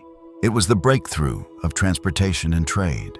The Sumerians wrote their name into history as the first people on Earth to invent the wheel. Before that, human beings only knew how to drag objects across the ground. The invention of the wheel and axle required extremely precise calculations in physics and mechanics. At first, the wheel was applied to create the potter's wheel. But soon afterward, they made it smaller and attached it to wooden axles to create carts for transporting heavy goods, and later, powerful war chariots on the battlefield. They did not stop on land. The Sumerians reached out onto the rivers. By understanding the basic principles of aerodynamics and water resistance, they created the first sailboat. Harnessing the invisible power of the wind, instead of relying on human rowing, shattered every geographic limit and officially opened the age of long-distance trade for humanity. Together with horse-drawn carts and wind-filled sails, the economy of Mesopotamia exploded like never before. Small villages quickly expanded into super cities with populations in the tens of thousands. A society this massive and complex could not survive on memory or primitive spoken promises. They needed a tool for management, an invisible thread to bind order together. And that was when they were given writing and social order. To end the dark age of namelessness, the Sumerians invented cuneiform, the first writing system of humanity. By pressing a reed stylus into wet clay tablets, they created complex phonetic symbols. For the first time in history, receipts for wheat transactions, astronomical knowledge, and heroic epics could be preserved for later generations without being distorted by time. But the most powerful thing was not poetry. It was law. To govern a crowded society filled with different classes and desires, rulers issued the world's first law codes, such as the Code of Ur-Nammu and later the Code of Hammurabi. Instead of the natural rule of the strong devour the weak, these legal codes established advanced concepts of commercial contracts, property rights, wages, compensation for damages, and strict punishments. Social order, justice, and civic rights were established in a complete way right in the middle of the barren desert. Thousands of years before great empires such as Greece or Rome had even appeared on the world map. But all those physical tools were still nothing. The clearest evidence that the Sumerians received knowledge from an extraterrestrial civilization lies in their system of mathematics and astronomy. Have you ever wondered why a day is divided into 24 hours? Why 1 hour has exactly 60 minutes and 1 minute has exactly 60 seconds? And why the angle of a circle is forever 360 degrees? That was not a coincidence of nature. That was the sexagesimal system base 60 created by the Sumerians 7,000 years ago. While modern human beings use the decimal system base 10 based on 10 fingers, the Sumerian base 60 system was a mathematical system, so perfect it is almost terrifying. The number 60 can be divided evenly by 1, 2, 3, 4, 5, 6, 10, 12, 15, 20, and 30. Making the calculation of fractions, the measurement of cosmic angles, and spatial orientation absolutely precise. It was a mathematical tool born to serve space travel, not to count wheat. And with that superior mathematics, they lifted their eyes to the sky. The Sumerians knew clearly that the sun was the center, and they accurately understood the shapes and orbits of the planets in the solar system. Thousands of years before the first European telescope was born. More than that, through the technology and sacred blueprints of the Anunnaki, they began raising enormous stones upward until they touched the clouds. Great symbolic structures rose one after another, from the massive ziggurat towers of the Middle East to the great network of pyramids aligned with the constellations in Egypt, all the way to the unexplained giant stone monuments of South America. All of them seemed to share one architectural language, one mathematical system, and one command from those who had brought the gift of civilization down to Earth. But if those stone monuments were symbols of their power, then the skeleton still buried beneath the earth may be the most direct evidence of their presence. They did not only leave marks on the surface of the earth. The Anunnaki and their hybrid generations seem to have left behind an undeniable biological fingerprint. The mystery of the elongated skulls carrying Mesopotamian DNA. In the stories about the Anunnaki, one detail always draws attention: the shape of the heads of the gods and the ancient ruling class. On many Mesopotamian reliefs, divine figures often appear with high heads, large headpieces, multi-tiered crowns, and a presence that clearly rises above ordinary humans. To mainstream archaeology, these may be ceremonial garments, symbols of power, or the artistic style of the age. But to those who believe in the Anunnaki hypothesis, these images resemble an older memory, the memory of beings whose appearance differed from human beings. They believe the Anunnaki and the Igigi were once described as having large, elongated skulls, tall bodies, stern faces, and a status far above common people. When the Sumerians carved them into stone, built statues of them in temples, or described them in rituals, perhaps they were trying to preserve the image of a class they believed had come from the sky. From that trace, we step into one of the most famous discoveries of Mesopotamian archaeology, the tomb of Queen Puabi in the city of Ur.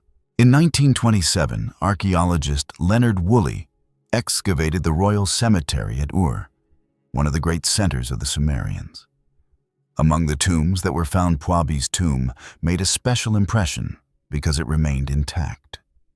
Inside were her body gold jewelry, lapis lazuli carnelian golden cups, a cylinder seal engraved with her name, and many finely crafted burial objects.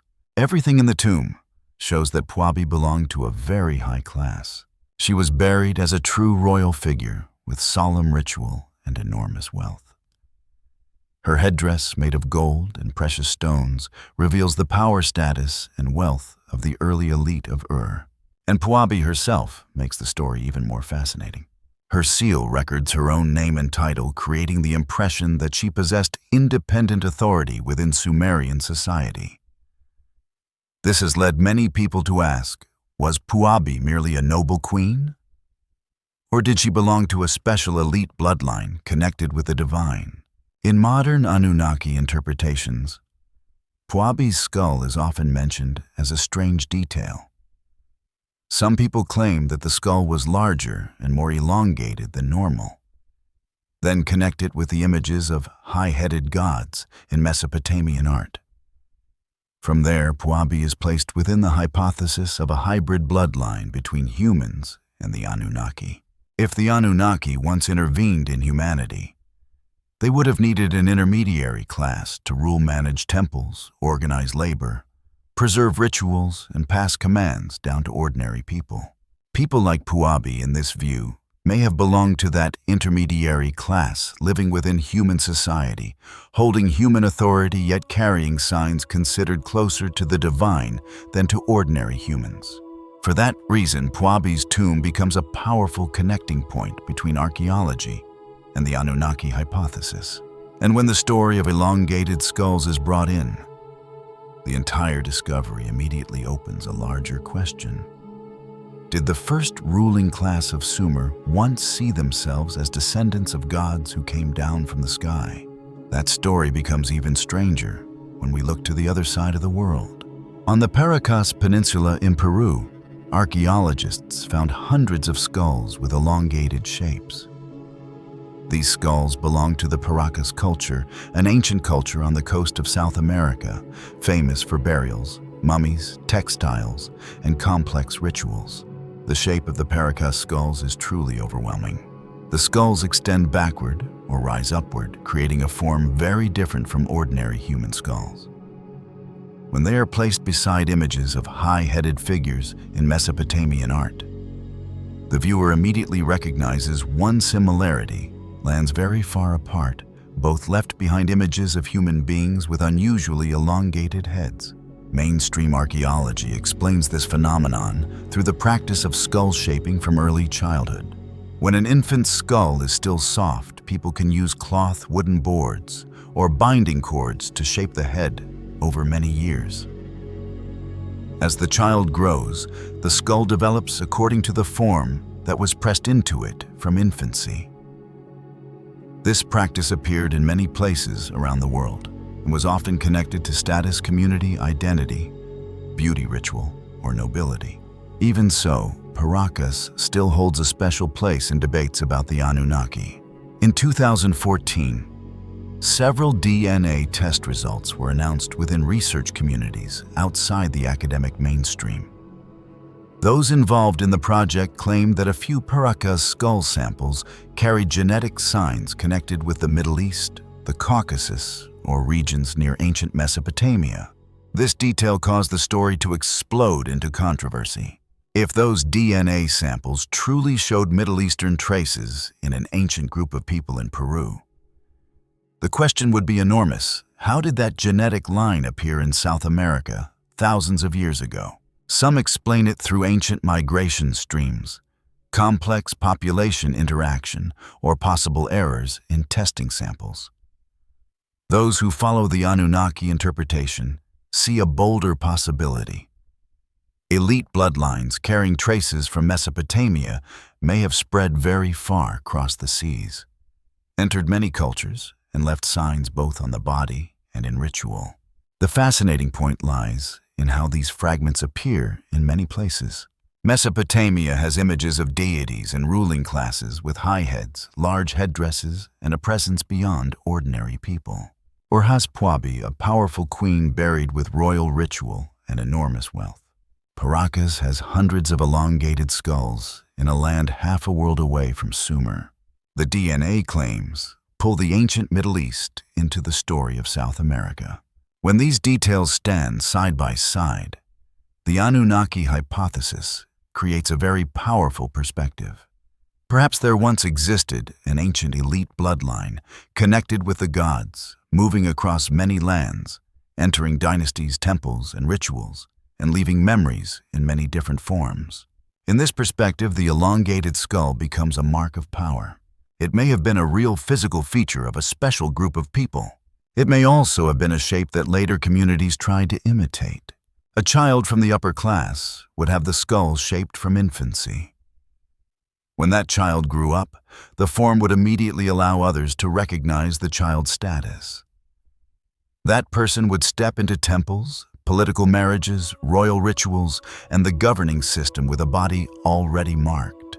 If ancient people believed the gods had elongated heads, then shaping the heads of the elite became a very clear statement. We are closer to the divine than ordinary people. This is the point that makes the mystery go far beyond the story of a few strange skulls. It touches power bloodline ritual and the way ancient civilizations built the image of their rulers. Kings wore crowns to differ from common people. Priests wore ceremonial garments to differ from laborers. Warriors carried their own symbols to mark their position. An elongated skull could have functioned in the same way it turned the body itself into a sign of status. With Puabi, that sign is placed within the royal context of Sumer. With Paracas, that sign appears in ancient South American burials. When these two lands are placed beside each other, the question becomes hard to ignore. Why did cultures so far apart both view the elongated head as a special symbol? Perhaps this was a cultural practice that developed independently in many places. Perhaps ancient elite groups used the body to mark status in similar ways. It is also possible, as the Anunnaki hypothesis suggests, that ancient civilizations preserved the memory of a group of gods or divine hybrids who looked different from ordinary humans, and then imitated that appearance through the ritual shaping of skulls. When you look at the elongated skulls found in the tomb of Queen Puabi in the ancient city of Ur, or the skulls in Paracas, Peru, you will see truth intertwined with great questions. First of all, these are real archaeological artifacts. We have verified evidence for the existence of these skulls from professional archaeological excavations beginning in 1927. From the mainstream perspective, many researchers believe this was an ancient cultural practice. In many lands around the world, ancient people deliberately shaped the skulls of young children by binding them in order to affirm social status, ethnic identity, or to carry out spiritual rituals. But why did this practice exist in civilizations half a world apart with no communication? This is where challenging questions begin to appear. When specialists examined DNA from the skulls in Paracas, they found genetic codes carrying markers from the Middle East and Mesopotamia, the cradle of Sumerian civilization. This gave rise to a bold hypothesis. Could this be evidence of a global network of connection from thousands of years ago?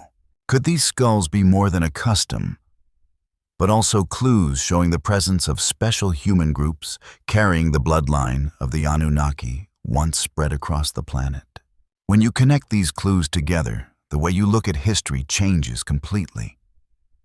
The splendid crowns hiding the shape of the skull, the strange ceremonial headpieces or the reliefs of ancient gods. All of them no longer look like random decorative details. They look like fragments of a larger and more mysterious picture, a picture of an age when geographic limits did not exist, and the gods from the sky left their traces on the human body itself. When you connect these clues together, the way you look at history changes completely. The splendid crowns hiding the shape of the skull, the strange ceremonial headpieces, or the reliefs of ancient gods. all of them no longer seem like random decorative details. They look like fragments of a larger picture from an age when geographic limits did not exist. And the gods from the sky truly left their marks on the human body. But let us take one step back. If these beings truly came from deep space, then their landing on Earth could hardly have been a direct flight. That great journey must have had transfer point stopover stations. And when humanity began launching exploratory spacecraft into outer space, the boundary of this mystery suddenly expanded.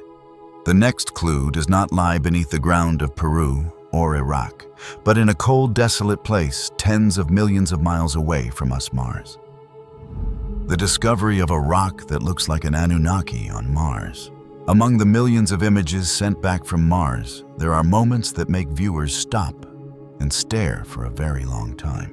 In the middle of a red landscape filled with broken rocks, fine dust, and layers of terrain eroded by wind, one stone suddenly appears with a strange shape.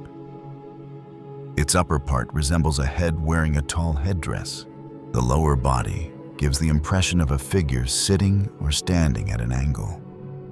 The cracks on the surface make people think of eyes, a nose, shoulders a robe, and the solemn appearance of an ancient divine statue. As soon as this image appeared on independent research forums, many people immediately connected it with the Anunnaki. The reason is very easy to understand. In Mesopotamian art, the Sumerian gods are often portrayed in majestic, seated postures with tall, multi-tiered headpieces. Long beards, robes falling over the body, and large eyes looking straight ahead. Ancient Sumerian statues, reliefs, and cylinder seals always create the feeling that the figures being portrayed belong to a class higher than ordinary people. They stand between humans and gods, between palace and temple, between political power and religious belief. So when a rock on Mars takes a shape that suggests a figure wearing a tall headdress, the viewer's imagination immediately returns to the images of the Anunnaki. But is this truly an image of the Anunnaki, or is it only a rock shaped by wind and dust across millions of years? To understand why an image like this spread so powerfully, we need to look back at the context of Mars. Today, Mars is a cold, dry, dusty planet with giant volcanoes, deep canyons, rocky plains, and traces of ancient flowing water. NASA orbiters and rovers have photographed countless areas with strange terrain, cliffs resembling doorways, rocks resembling skulls, stones resembling human faces, mounds resembling small pyramids, structures resembling bones, and even objects that make viewers think of machines or broken statues. Every time a familiar shape appears online, communities erupt in debate. People who follow geology see rock sediment layers, erosion shadows, and camera angles. People who love mysteries see traces of a buried past. With the rock that looks like an Anunnaki, its attraction lies in the fact that it touches a much larger story. The hypothesis that the Sumerian gods once came from the sky, intervened in humanity, and then left traces both on Earth and on other planets. From the Anunnaki perspective, Mars may once have been a stopover, a base or part of the travel network of ancient beings. If the Anunnaki truly were extraterrestrial beings, they would have needed transfer points between planets. Mars, located between Earth and the asteroid belt, becomes a very attractive candidate in the imagination of those who follow this line of thought. What makes the story even more persuasive is that the history of strange images on Mars goes back a long way. In 1976, NASA's Viking 1 spacecraft photographed a structure in the Cydonia region. From that camera angle at the time, it looked like a giant human face staring up at the sky. This image quickly became the famous face on Mars. For decades, some people believed it was a monument from an ancient civilization on Mars. Later, higher-resolution images showed that it was a natural hill, and that the human face appeared because of lighting angle shadows and the low image quality of the early period. Meanwhile, according to mainstream science, this is explained as a phenomenon called pareidolia, or the illusion of seeing faces. To put it simply, the human brain is a wonderful survival machine. In the wild, our ancestors had to quickly recognize faces, predators, or hidden figures in the bushes in order to survive. For that reason, the brain is programmed to automatically assemble separate details such as shadows, cracks, and the edges of rocks into familiar shapes that we already know. That is why you often see human faces in clouds, animals, in tree trunks, or a divine statue on Mars.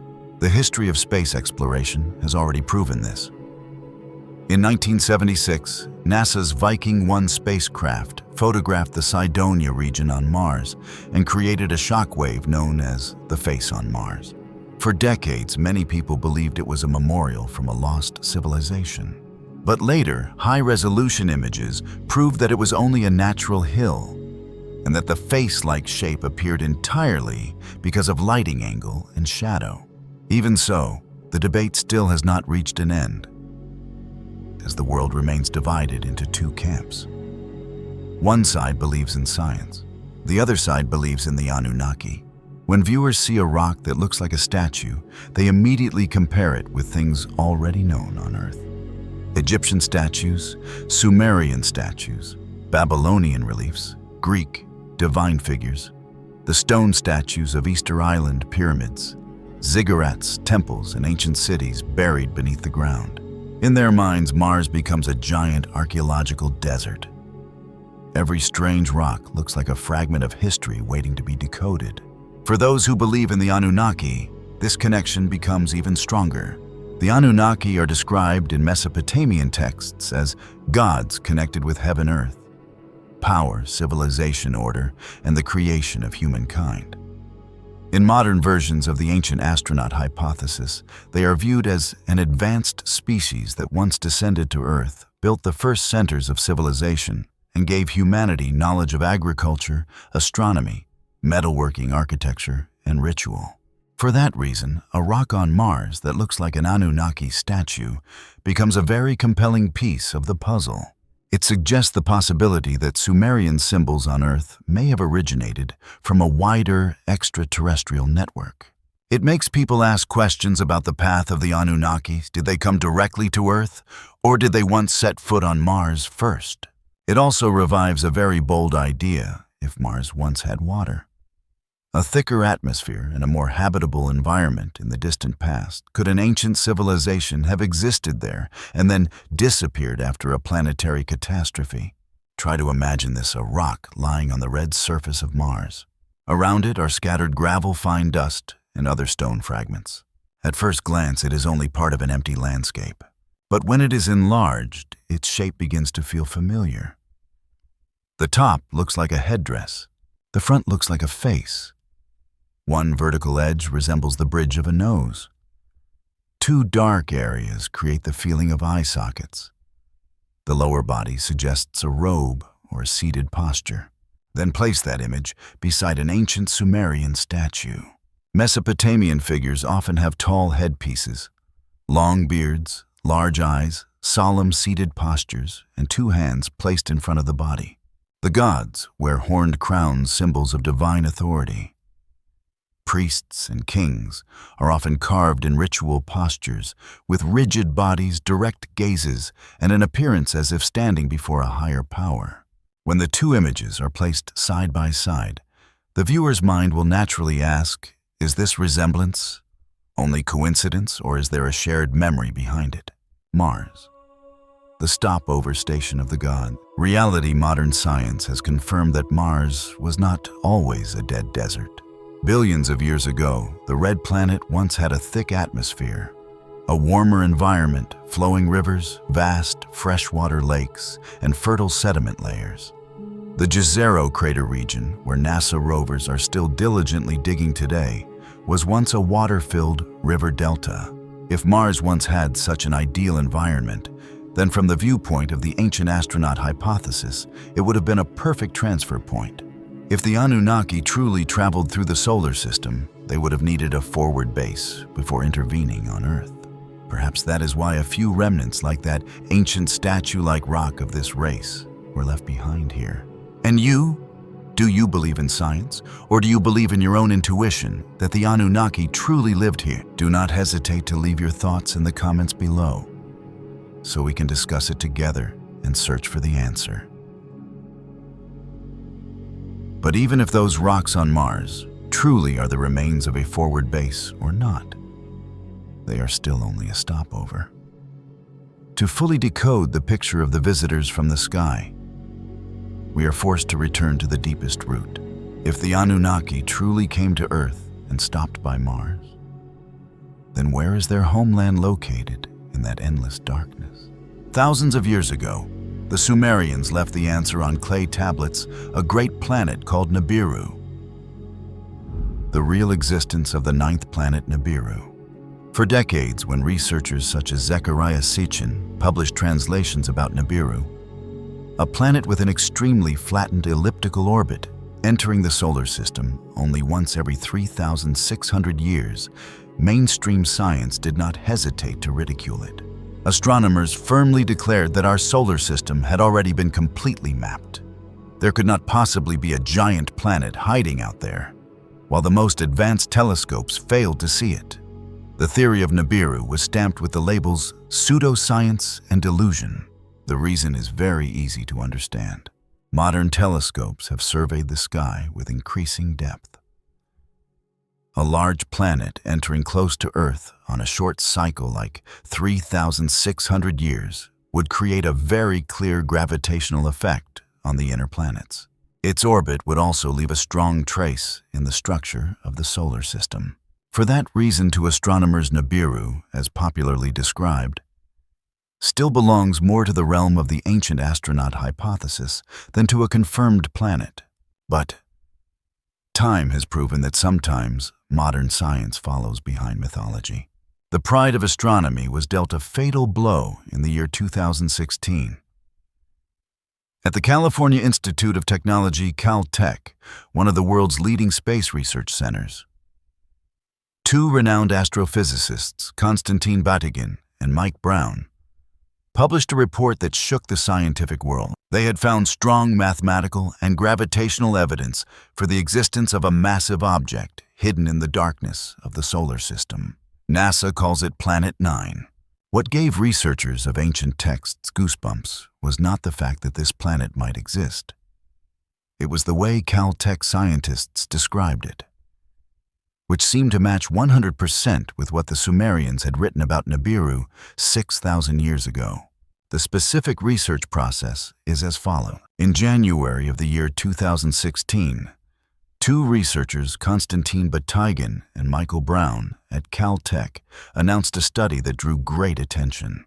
They had not photographed this planet, but orbital data from the distant regions of the solar system revealed something very strange. Several objects deep within the Kuiper belt had tilted and elongated orbits following the same pattern, a pattern difficult to explain using the 8 known planets. To put it more simply, in the very distant region beyond Neptune, small celestial bodies are moving as if they are being influenced by a larger object. They are too far away for Neptune to explain their entire orbital behavior.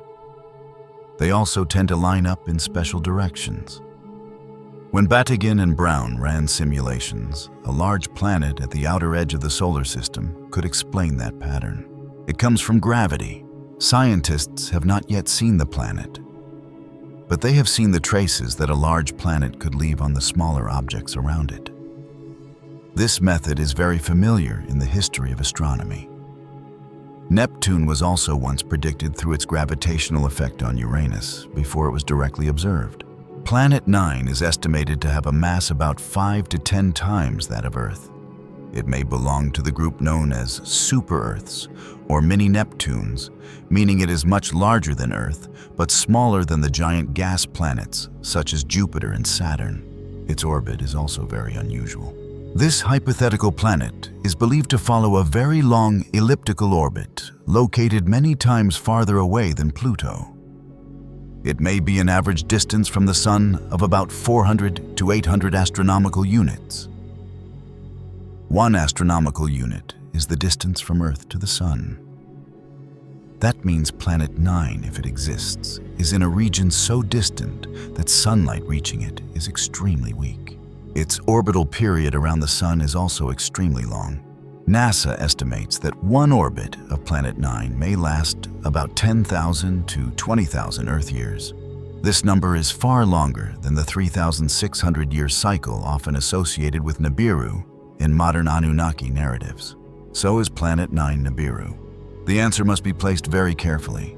Scientifically, Planet 9 is a hypothetical planet proposed to explain unusual orbits in the Kuiper Belt. It lies very far away. Its mass is estimated through gravitational models, and to this day, it is still waiting to be directly observed.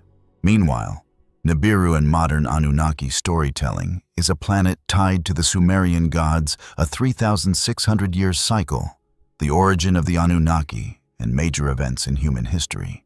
These two stories come from two different worlds.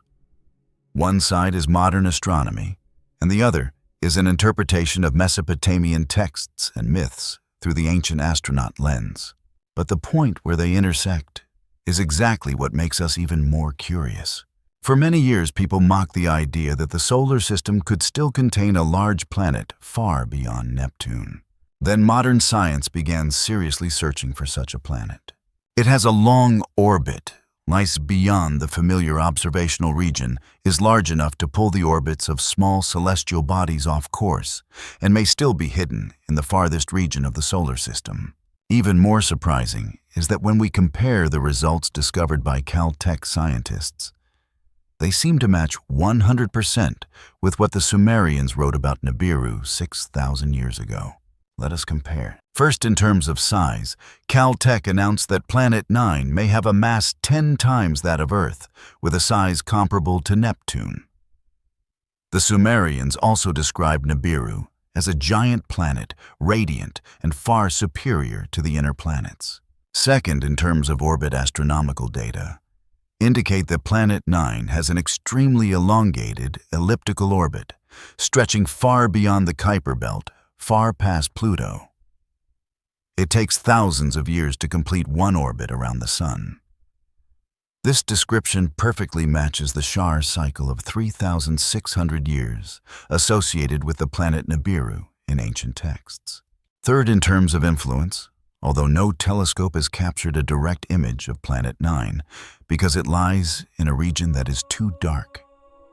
Its massive gravitational pull is pulling the strings and deforming the orbits of at least 6 other celestial bodies in the Kuiper Belt. It operates like a powerful ghost.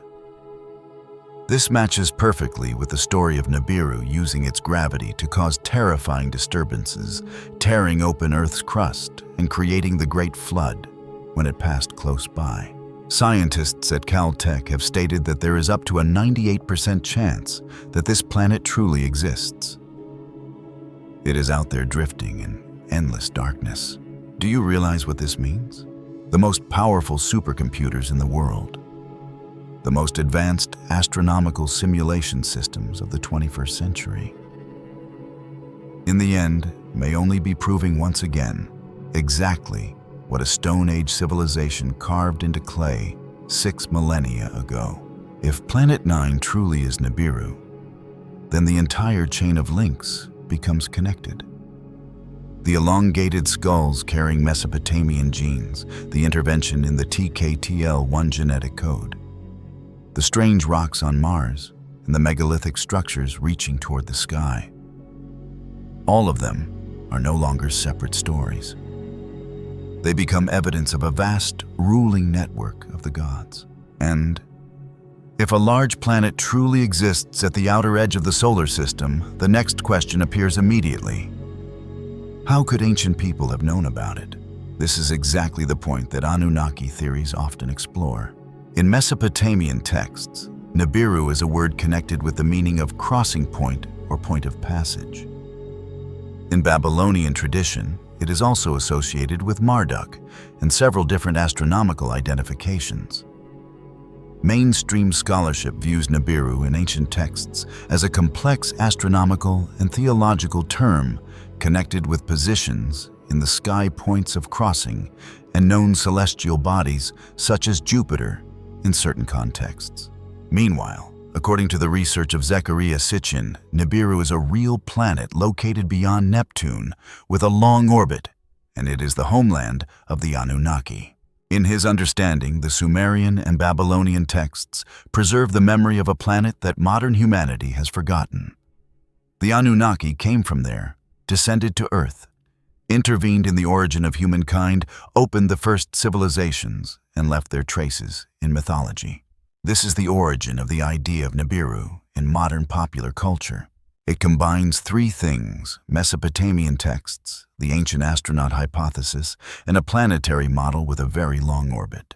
Planet 9 revives this story because it shows that the solar system still has distant regions that are not fully understood.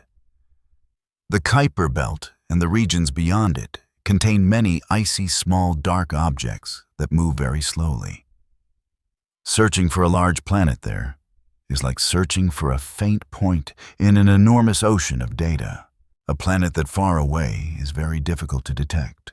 It receives very little sunlight. It moves slowly across the sky. It may currently be in the farthest part of its orbit. It may be mixed into the background of distant stars. Telescopes need the search region to be narrow enough to track it. That is why Planet 9 remains a long-running hunt.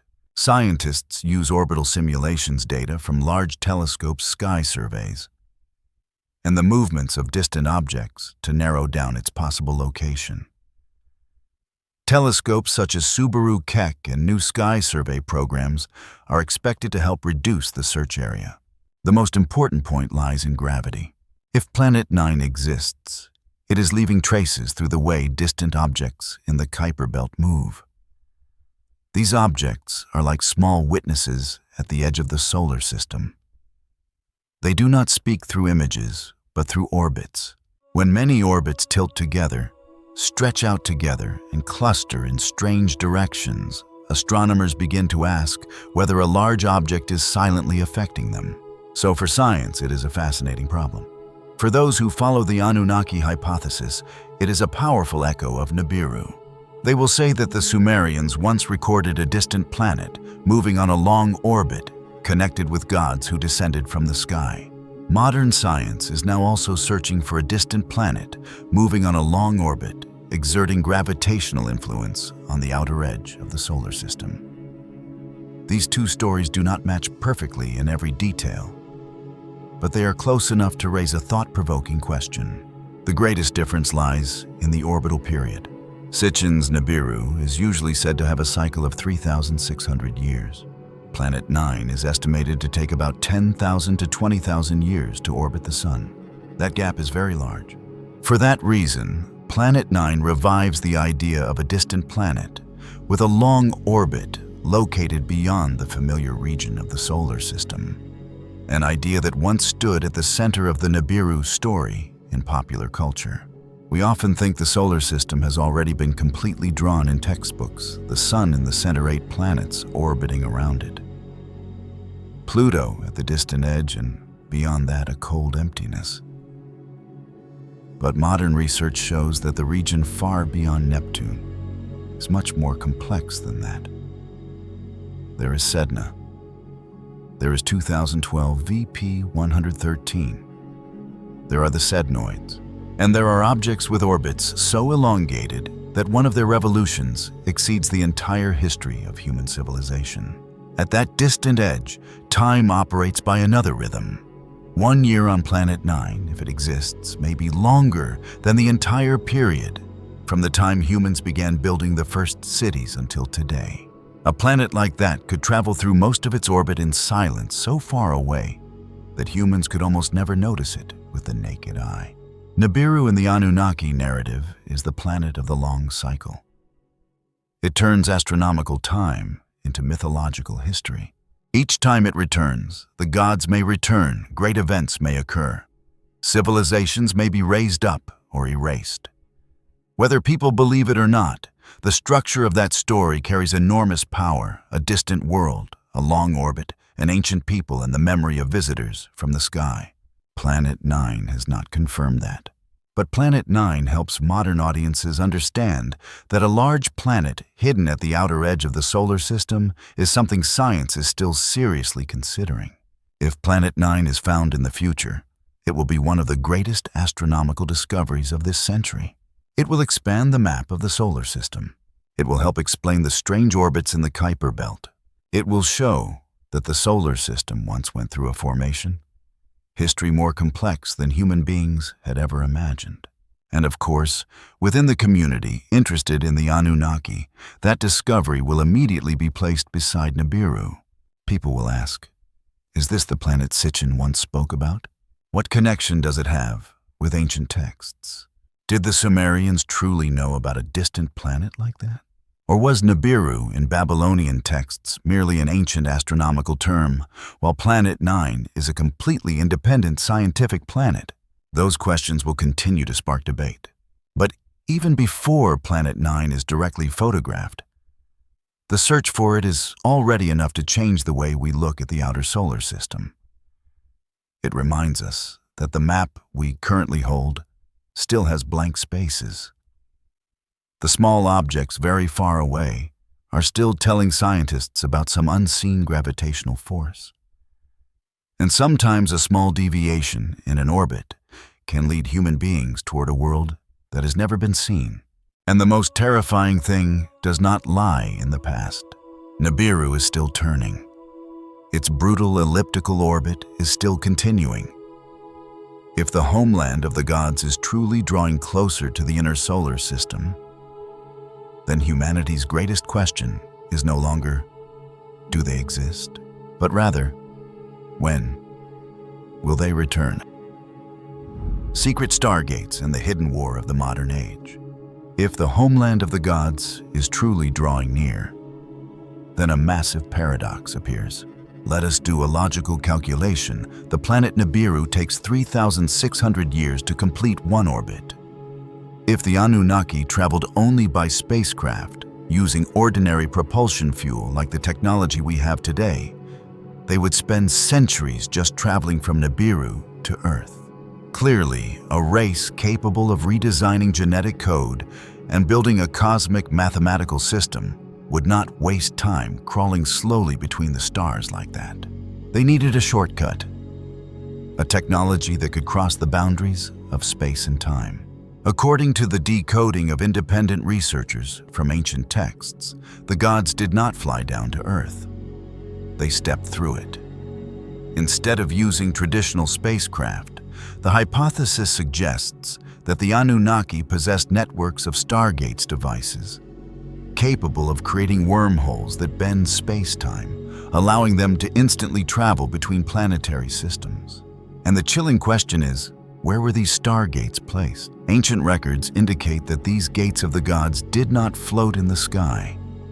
They were hidden and strictly guarded right on the surface of the Earth, placed deep beneath the most important strategic regions of the ancient Anunnaki Empire. Ancient Mesopotamia, modern-day Iraq, and the Valley of the Kings in Egypt. The gigantic ziggurat towers or the Great Pyramids may not have been tombs, but architectural shells designed to conceal and power these stargates. When the lens of this Stargate hypothesis is placed over the geopolitical picture of the modern age, an extremely bold and shocking perspective begins to appear. Look at the Middle East over the past several decades. Especially the territory of Iraq, the land that was once the brilliant Mesopotamia of the ancient Sumerians. Through the lens of international relations and geopolitics, the upheavals in this region have always been analyzed by experts based on practical and objective factors. These include the difficult problem of maintaining regional security, the efforts to stabilize the global order, and of course, the presence of massive oil fields that control the economic bloodstream of the world. The fact that nations must calculate strategic moves to protect energy interests and maintain the balance of power is an undeniable reality of modern history.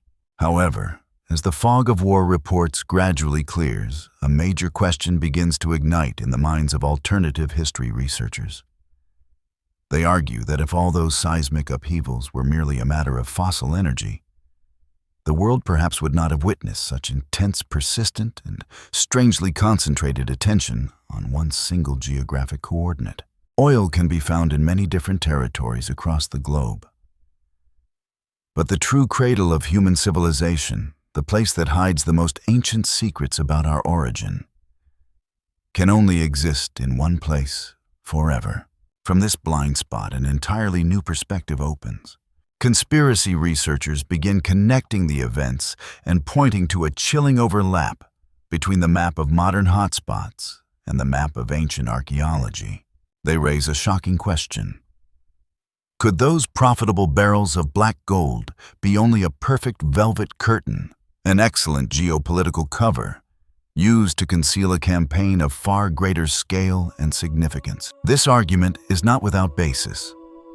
When we look at the darkest events during the transition of power in Iraq, while chaos covered the land, and while ordinary departments were busy establishing order at strategic strongholds, there were extremely puzzling incidents in which cultural treasures simply vanished.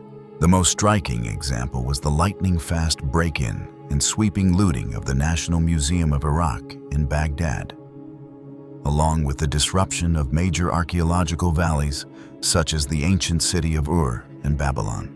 Tens of thousands of ancient artifacts, countless clay tablets containing cuneiform language, and the esoteric knowledge of the Sumerians suddenly disappeared amid the chaos. For those who follow the Anunnaki hypothesis, this massive loss was absolutely not the result of ordinary opportunistic looters. They argue that it was a systematic hunt. Beneath the barren desert sands of Iraq lie not only the buried sediment layers of the age of dinosaurs, but also technological legacies that transcend space and time. The true target of these hidden forces was not energy to power present-day machines, but access to the primordial sites, the places where the ancient Stargates were once established.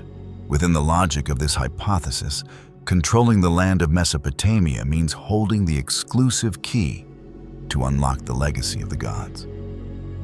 It is a fierce hidden race to master space transfer technology, or at the very least to control the landing points of the creators right before the 3,600-year cycle of the cosmic time machine strikes its final beats. Some believe that the large-scale military offensives into Iraq in the early 21st century actually carried an undisclosed black mission. Notably, amid the chaos of conflict, one of the first targets to be entered and locked down was not only the oil fields, but the National Museum of Iraq in Baghdad and ancient archaeological sites such as the cities of Ur and Babylon. Tens of thousands of priceless Sumerian artifacts, along with countless clay tablets containing ancient formulas, vanished without a trace.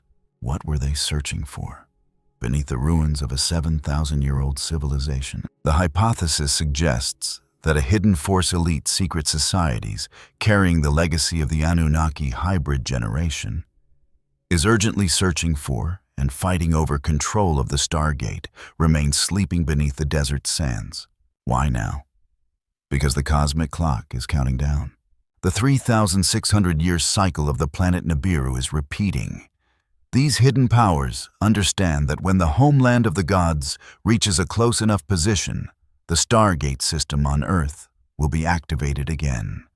Whoever holds the key to operate these devices will hold the supreme power of the gods, or at the very least, they can prepare for the moment when the true creators step through the gate of space to reclaim their planet. What we see every day on the news, brutal conflicts and struggles for geopolitical influence, may not simply be a war between human beings. Could it be an invisible arms race to seize the technology of the gods, right on the threshold of the greatest and most terrifying age, about to descend upon humanity? The mystery of the Anunnaki royal bloodline, the elite bloodlines, still exist to this day. If there truly was a network of Stargates once hunted in secret, if human history was interfered with and redirected thousands of years ago, then the biggest question now becomes very direct. Who is standing behind the entire system? Look at the problem like an administrator. Suppose you owned a massive gold mine, a resource that brought almost endless benefit. But for some reason, such as the orbital cycle of your home planet, you were forced to leave for a very long time. What would you do? You would leave behind a management system. You would choose the most trustworthy ones. Give them authority to supervise, teach them how to maintain order, how to collect the product, how to control the workers, and how to keep the entire system running until the day you returned. That is exactly how believers in the Anunnaki hypothesis view human history. According to them, when the pure Anunnaki left Earth, the throne on the ground still had someone sitting on it. Power was never left empty. The gods departed, but they left behind an intermediary class, people carrying mixed blood close enough to humans to rule human society, yet different enough to remain above the crowd. History has called them by many names: kings, priests, pharaohs, emperors, demigods, semi-divine beings.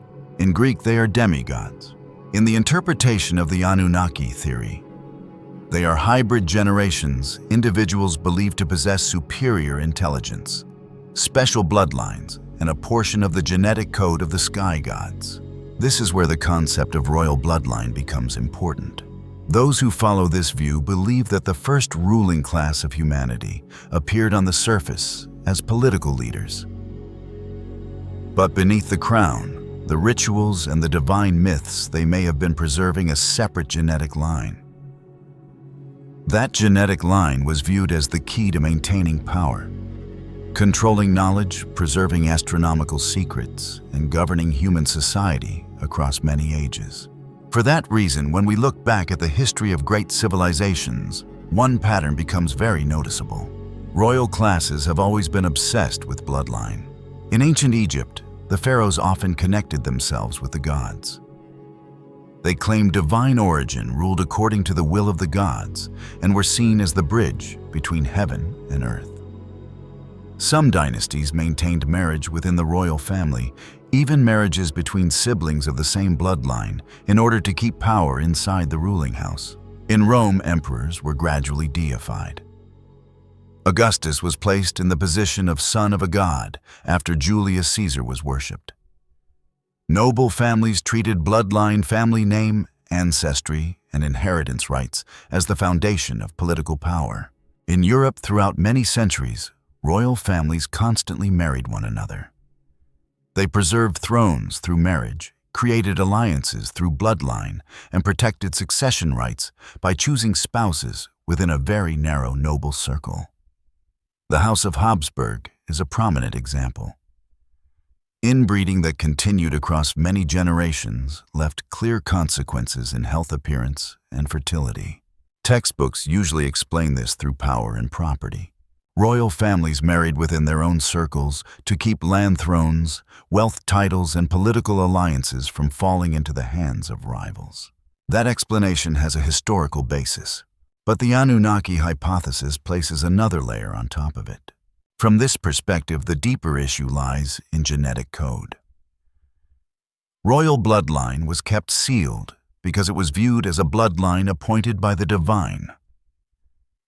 Those who belonged to that class believed they were born to rule, because in their veins there was something ordinary people did not possess. That is why the phrase blue blood becomes so compelling in stories about elite bloodlines. In European history, blue blood is often connected with the nobility, especially in the context of medieval Spain, where powerful families emphasized the purity of blood and distinguished themselves from other groups. But in the world of the Anunnaki theory, blue blood is understood in a more mysterious sense, the sign of an ancient lineage, a bloodline viewed as different from the ordinary working masses. From here, Rh negative blood is also pulled into the story.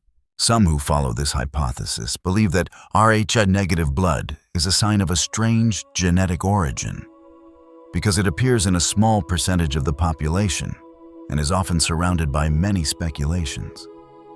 They believe this blood type may be connected with ancient lineages, elite classes, or a genetic branch, once preserved through generations of royalty. Mainstream science explains Rh negative blood as a normal genetic variation of the rhesus blood group system. But in the world of the Anunnaki, it becomes another trace in the bloodline record.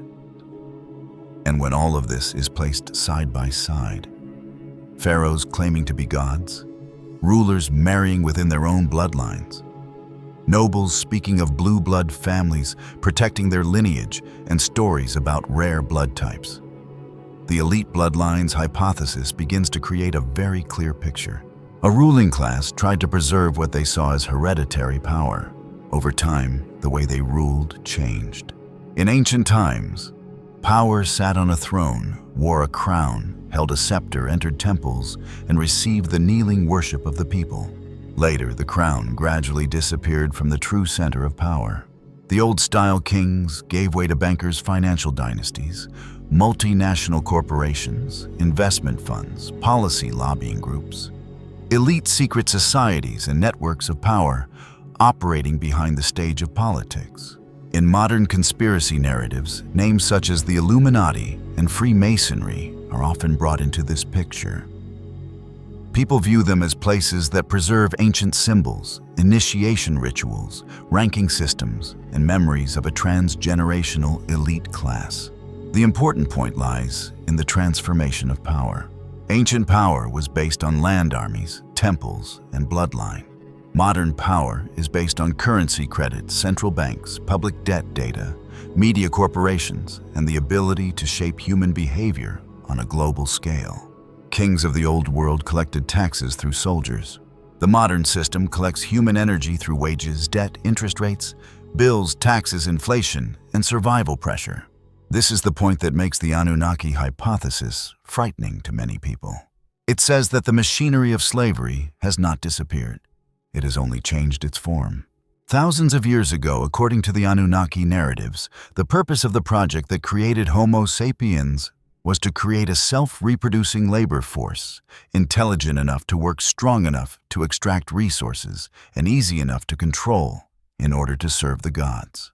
The ancient Sumerians left behind tens of thousands of clay tablets recording barley cattle land, labor loans, taxes, wages, debt, and transactions. From the very beginning of writing, human beings used symbols to count, manage, and control wealth.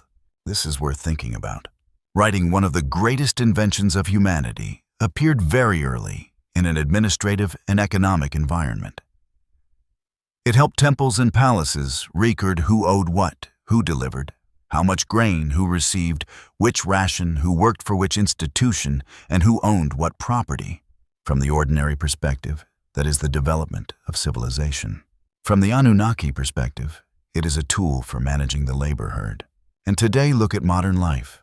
We are proud that the age of chains, mines, and whips has retreated into the past.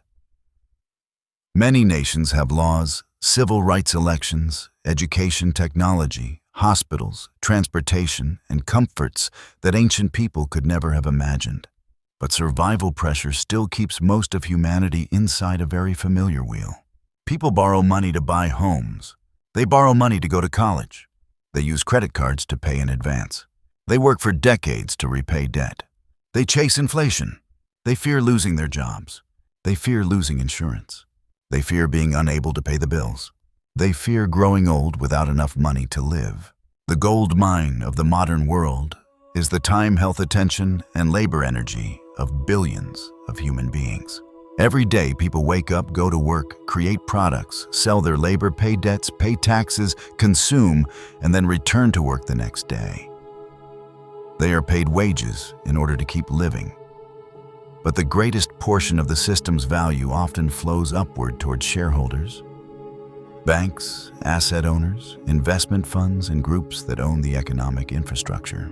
This is why the image of the pyramid of power still appears in so many analyses of modern society. At the bottom is the mass of workers. In the middle are management systems, businesses, media, politics, education, and laws. At the very top is a very small group holding most of the wealth, resources, and ability to shape policy. Those who follow the elite bloodlines hypothesis believe the group at the top is not merely rich in the ordinary sense. They are descendants of the old ruling lines, families that transferred power from thrones into banks, from palaces into boardrooms, from territorial empires into financial empires. According to them, royal bloodline has not disappeared. It has changed its clothing. It has changed its language. It has changed its tools. In the past, it spoke through royal decrees. Today, it speaks through interest rates, credit ratings, energy prices, monetary policy, user data, and economic agreements. In the past, workers extracted gold in the mines. Today, they extract data, produce goods, build software, operate factories, deliver products, and sell the hours of their lives inside offices, warehouses, workshops, and digital platforms. The modern chain has a very different shape. It may be a 30-year mortgage. It may be student debt. It may be a credit card. It may be rent that keeps rising. It may be inflation eating away at wages. It may be a work schedule from 9 in the morning to 5 in the afternoon. It may be the phone that constantly pulls the mind back into work, advertising consumption, and social comparison. It is a softer, cleaner, more modern form of control, but it is highly effective. A modern person may believe he is free because he has a smartphone, the right to travel, the right to shop, the right to vote, and countless entertainment choices. But in the view of the elite bloodlines theory, those choices are placed inside a system that has already been designed. Human beings are free to choose their path, as long as every path still leads them back to labor consumption debt and service to the economic machine. This is the most uncomfortable part of the hypothesis. It argues that modern society has turned obedience into a voluntary habit. Human beings no longer need to be beaten with whips in order to go to work. They set their own alarms. They chase their own KPI targets. They take out debt on their own to buy things advertised as necessary. They judge their own value through income, property status, clothing, vehicles, and images on social media. If the ancient slave model needed prison guards, the modern model needs a belief system. It makes people believe that running endlessly inside that wheel is success, adulthood, freedom, and the dream everyone should pursue. Global inequality today therefore becomes a very important piece of the story. When a very small group owns an enormous share of the world's wealth, they gain the ability to influence media, politics, markets, technology, education, and even the way people understand reality. Money on an extreme scale always comes with the power to shape direction. It buys influence. It opens doors into policy. It funds research campaigns, organizations, media, and digital platforms. From the ordinary economic perspective, inequality is the result of markets, tax policy, globalization, technology, inherited wealth, and unequal bargaining power. From the Anunnaki perspective, inequality was the original design. A system created to extract labor will always push wealth upward. It needs the majority to work and the minority to coordinate. It needs the crowd to believe they are climbing, while the true structure causes most of the value to flow in the same direction.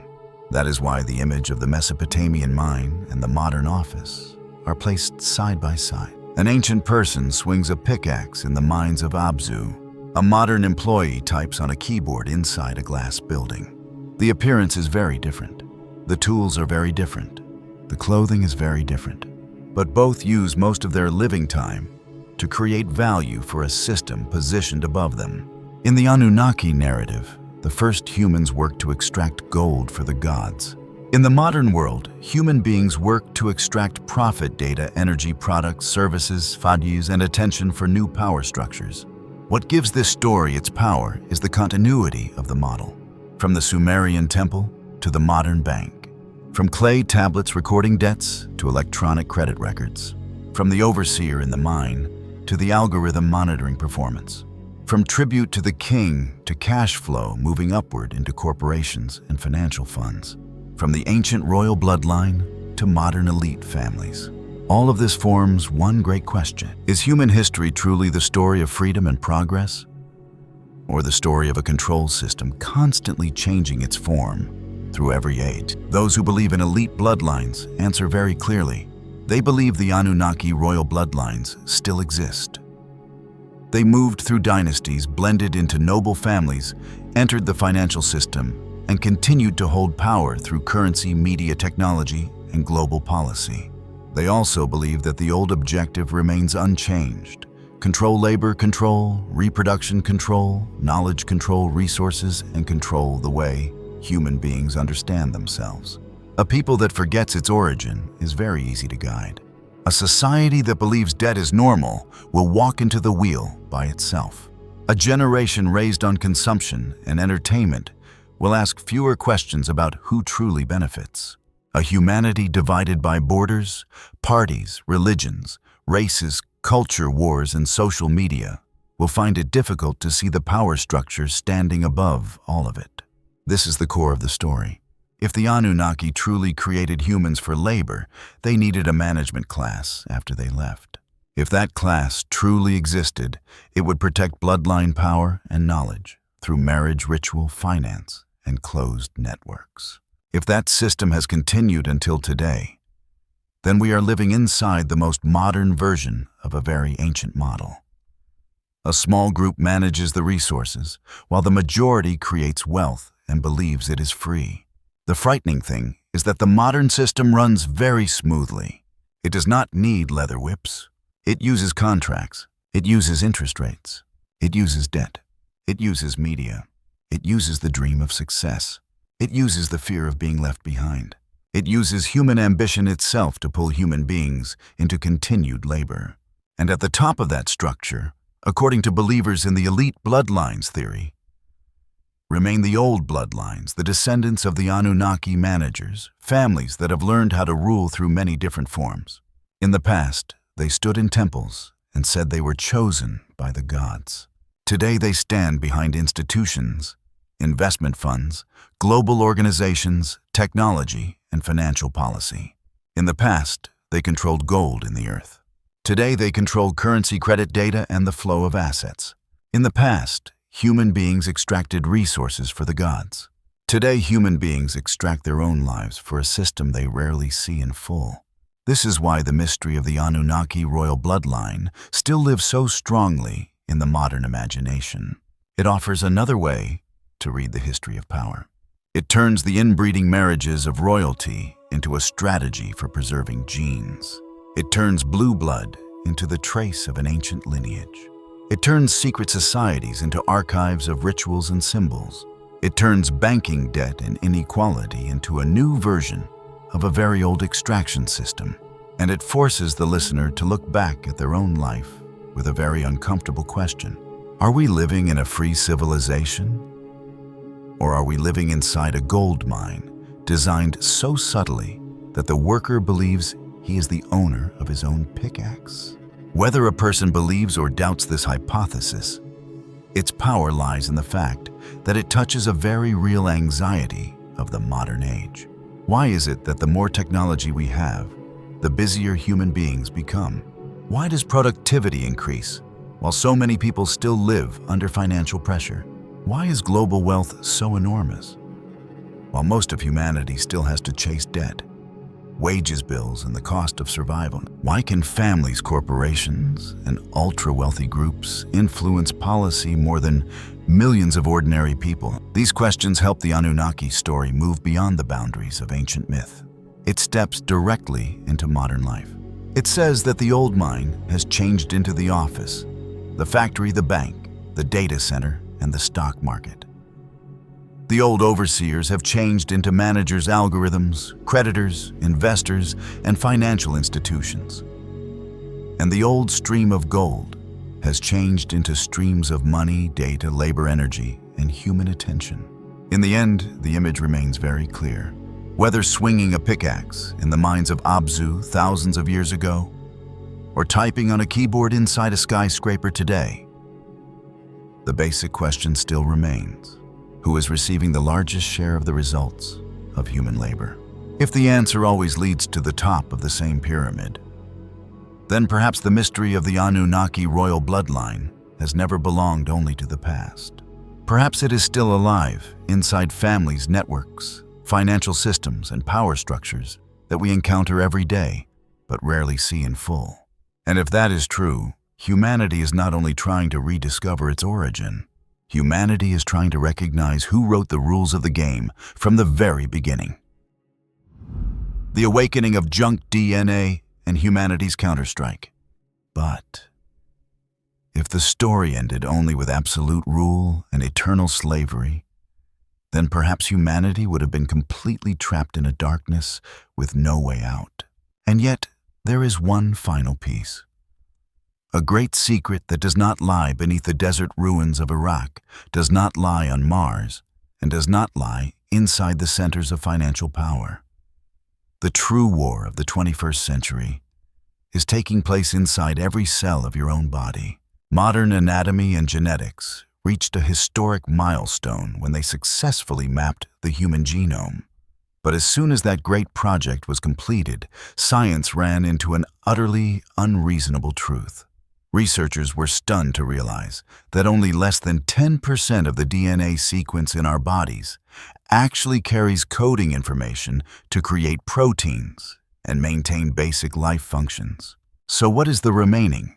More than 90% used for, it lies completely silent, seemingly without any physical function at all. Because they could not explain it, scientists coldly gave that enormous mass of genetic material a name filled with contempt: junk DNA. But let us examine this with logical thinking. Natural selection is a ruthless and extremely optimized process.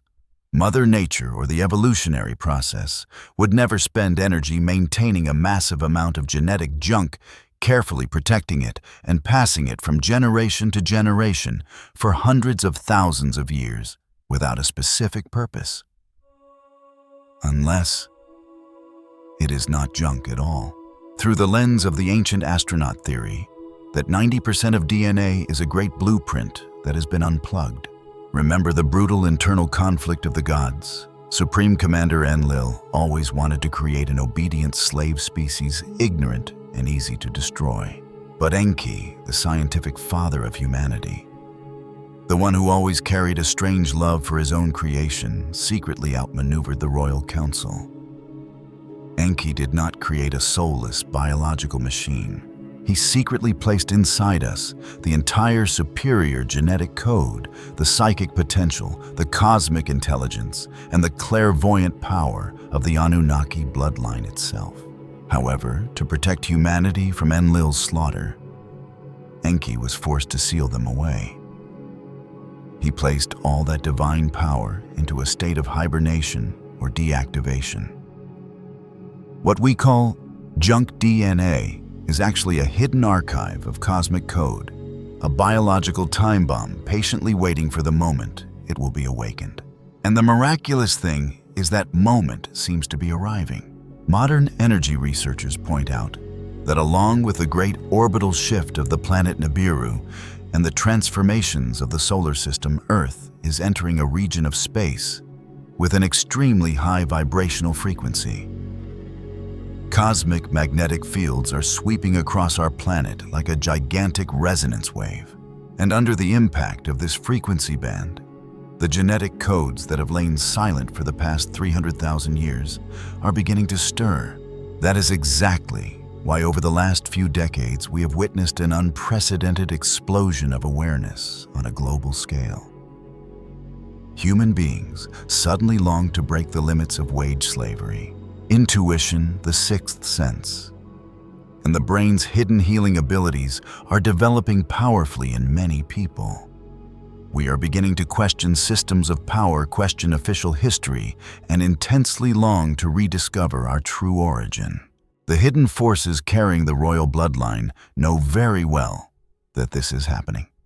That is why the wheel of high-pressure work artificial chemicals in food and the endless chaos of information on social media are being pumped out every day. The purpose is to numb the nervous system, lower the vibrational frequency of human beings, and try to restrain this great awakening process.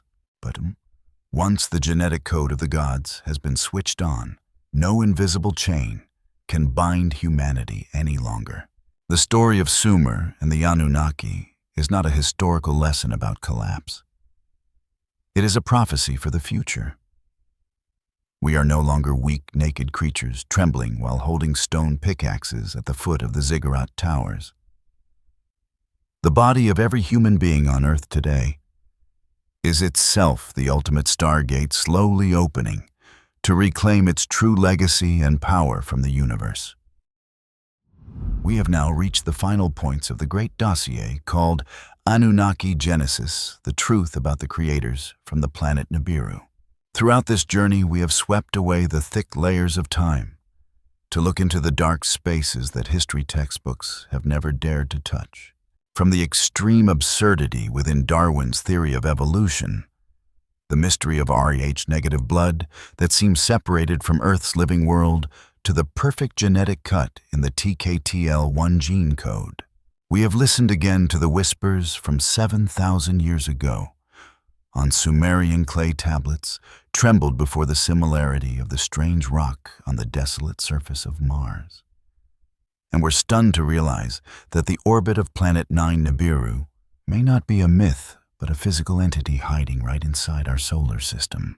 When all those broken pieces are placed together, a complete picture appears, shattering every boundary between faith and science. Looking back at this entire picture, if the hypothesis about the Anunnaki creators is true, it leads alternative history researchers to a shocking conclusion, one that overturns every foundation of traditional scholarship. The theory of natural evolution, in this context, seems to be nothing more than a great deception of history. The absurd leap from primitive primates to intelligent Homo sapiens was never a random miracle of natural selection, stretching across millions of years. We did not naturally stand upright. We did not naturally possess a magnificent brain with a mutated TKTL1 genetic switch. And we certainly did not naturally carry Rh-negative blood that seems separated from the living world of Earth. The harsh truth through the Sumerian lens is this: we are an artificial product.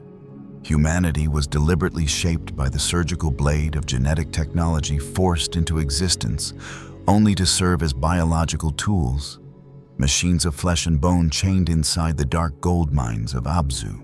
But no matter how cruelly the past was manipulated, no matter whether we were once treated as obedient slaves beneath the feet of the ancient gods, or are still being ruled by the invisible chains of the modern financial elite, there is one legacy that no power can take away, deep inside every cell of your body right now. The great mass of junk DNA, carrying the code of the very beings who created us, is beginning to stir and awaken. We are not an accident of nature. Even if we were born in the condition of slaves, we still carry within us the blood intelligence power and great inheritance of the stars. The history of Earth is not a straight line running from the Stone Age to the Age of Technology. It is a great cycle, and as Nibiru's 3,600-year cosmic clock slowly completes its cycle, perhaps the time has come for human beings to awaken before the true creators return. But before the door of this dossier temporarily closes, there is one final piece that must be filled in. And that piece lies within your own awareness. After witnessing all the evidence from the deepest layers beneath the Earth to the farthest reaches of the galaxy, what is your intuition telling you? Do you believe that the beings who descended into Mesopotamia, created the Great Flood, and shaped humanity were sacred gods holding the power of the universe? Or were they simply extremely advanced extraterrestrial genetic engineers carrying technology far beyond their age in order to exploit Earth? Gods or extraterrestrial? Leave your answer and your perspective in the comments below. And if you have any requests, or if you want us to continue decoding another mystery in this universe, do not hesitate to leave us a message right below. The greatest debates and discoveries always begin with doubt. If you found this decoding journey truly valuable, do not forget to click like, share the video, and subscribe to the channel so we can continue uncovering the hidden lenses of history in the next episodes. I am Sleep Codex. Thank you for walking with us. And now, goodbye, and I will see you again in the next multi-dimensional spaces.